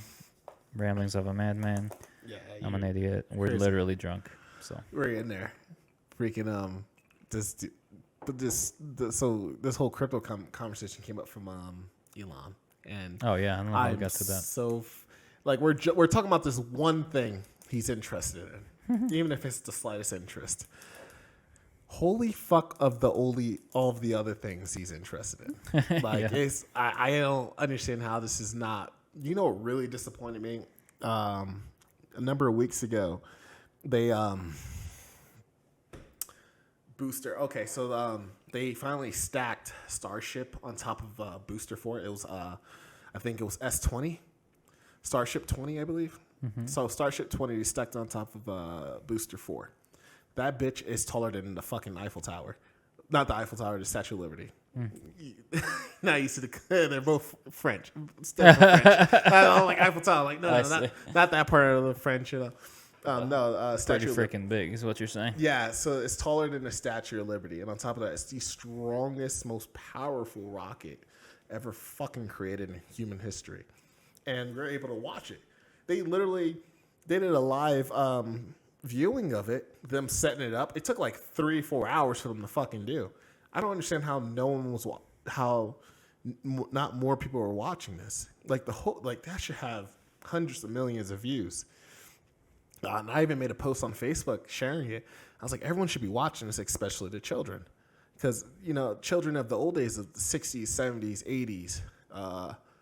Even in the 90s, you don't get a front view of these type of things. And this is the first. Yep. So all the kids growing up from those older decades, that really had a interest in space exploration and everything. I want to be an astronaut when I grow up. Daddy, I want to be an astronaut. Look now, you could literally watch spacecrafts being built in real time. And he's providing that, and I think that is such a good for the world. Trust me, there's a lot of kids out there that are geeking out on that hard. Without a doubt, but I don't think not enough. I don't think enough. Like I think it should be a lot bigger than what it's been, than what it's being produced to be. But that's just one fucking thing he's doing, dude. That's one thing. He's making these reusable rockets and rocket parts. It's mind blowing to see these fucking things shoot up by them. There ain't no one in them, by the way. There ain't no one in them. They're shooting up, and then they come back down on their own and landing. He's proven that these parts can be reusable. These very highly expensive parts, by the way, and developing their own Raptor engines, which are based off of methane and octane gases and everything. I think it's a full flow engine and everything like that. The Booster 4 and everything has 29 of them strapped to the bottom of this fucking thing. You know what I mean? It's nuts, dude. I'm still not getting over landing these things. Yeah, on their own, right? These massive things, just landing them. That and then when they first time landed Starship, I was like, wait, it's falling this way? Oh yeah. And then like, oh, by the way, like, stop. This is like watching like full on, effects from Hollywood. Like, what are you doing? Yeah, dude. For most people who aren't familiar with what's going on, why the Starship, goes horizontal as it's, lowering altitude, is to break speed. It's all simply just to break speed. And then once it breaks enough speed and everything, it pops right back up. So they're trying to use the least amount of fuel possible to land. So, if you're coming down like a fucking asteroid, a fucking meteorite, and then you're just going to all right, turn on all the fucking Raptor engines full power. Like, no. So they're trying to break as much of that... that airspeed and everything. And then once it breaks enough, then it flips right back up. And then on top of that, the engines underneath the Starship, they're on a gimbal. So if you ever notice, they adjust themselves and everything like that. So the Booster 4, for example, has 29 rocket engines. Trying to do the math right now. I think it has 11 stationary rocket engines on the outer part of the bottom, and then as you go into the inner part, the remaining amount of Raptor engines are on gimbals to adjust, for direction and everything like that. It's really, really interesting. But I mean, it's not only it's the largest physical rocket ever built, and it's the most powerful. Like, how's this not excited more? Not talked about more. We got more stuff to worry about. We want to fight about. That's just one thing too. And never mind fucking Tesla, or Starlink, or Neuralink, or Boring Company. They're working on the what's the tunnels? The tunnel. I think it's called Hyperloop. Yep. I think it's called something like that. Yeah, I've seen them work on it in Vegas. We were doing a site, me and Rachel out there, and we see these. It seems like a construction site, and then we saw these huge, like curvy, concrete like slabs pieces. and everything. Yeah. So, and they're all stacked up there, and we're like, I wonder what the heck they're doing with that. And they're taking them into this hangar and then coming out without them. And they keep doing that. Like, I mean, if you were to articulate how you're putting 2 to 2 together, that's the perfect way. Yeah. So So we were bringing like, them in, but they're not coming out with them. no. And I was like, okay, as far as how long as we've been here, if they've been stacking up, these slabs in there, it would be full. Yeah. But they keep doing it for hours. And then I was like, well, this looks weird. And I didn't make the connection because I didn't know they're working on a project in Vegas. But when we were coming out, it says it's very small, not even like hypered up Vegas loop. No. And then I was like, so I look it up and I was like, yeah, they're almost done doing this. It's a loop that's going to be from the airport to the convention center that you can just get to in seconds. And once that's successful, not seconds, but fast. Yeah. And once that blows up being successful, then especially all the cities first, and then maybe lots of the rural areas and everything. But I'll just go in them for the heck of it. Just for the fuck of it, why not? Yeah. I've seen a couple of videos of them on some YouTubers. Got the chance to check them out, and it was really insane. Let's go as fast as we can. Yeah, right. But that's just one fucking project. Then like you got Starlink. Like he's just while he's doing all this dude's shooting up hundreds of satellites every month, and all the satellites are lining up together to create this net of this data transfer. Yeah, it's like and a mesh. everything, and it's just to provide internet access to the whole world. Like, how brilliant is that? And it's beyond incredible. it is, and it's even available in some states already right now. It is. There's internet. some I might wait a little bit longer on that. Yeah. some pros and cons to it. Yeah. One of the major cons if you're traveling is that you cannot make it mobile. It's stationary. So they schedule your area, the dish that you've acquired, to a certain location. Yeah. And if you take it, anywhere else, it won't be getting the service you're Which hoping makes for. sense. Yeah. Yeah. Another big one that he's working on, Neuralink. That's one I'm very interested in very- seeing how that's gonna go. Yeah, he did a what are they called? Like a reveal, but like kind of like an info kind of video and everything. Just like, hey, this is what we're doing. These are the people involved and everything. Here goes, we're testing on animals, so here goes all the, animal vets and biologists and everything, and then the IT department, everyone involved here. Right. But I mean, the goal of Neuralink, besides to connect you with the internet, essentially, and devices, electronic devices and everything, the things that it could help combat and fix especially neurological damages. Right. Like, not even just things caused from accidents, but like things you get genetically. How when you're old and you develop Alzheimer's, type stuff like that, and there's a chance that Neuralink can help reverse that type of thing.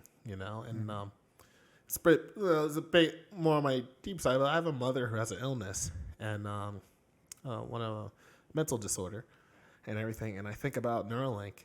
And I think of the possibilities of it being able to help her one day. Because there's no medication to help her. There's medication for her to help keep control of it, but no cure. Right. Yep. And not even just mental disorders too, but like if say you have some type of paralysis.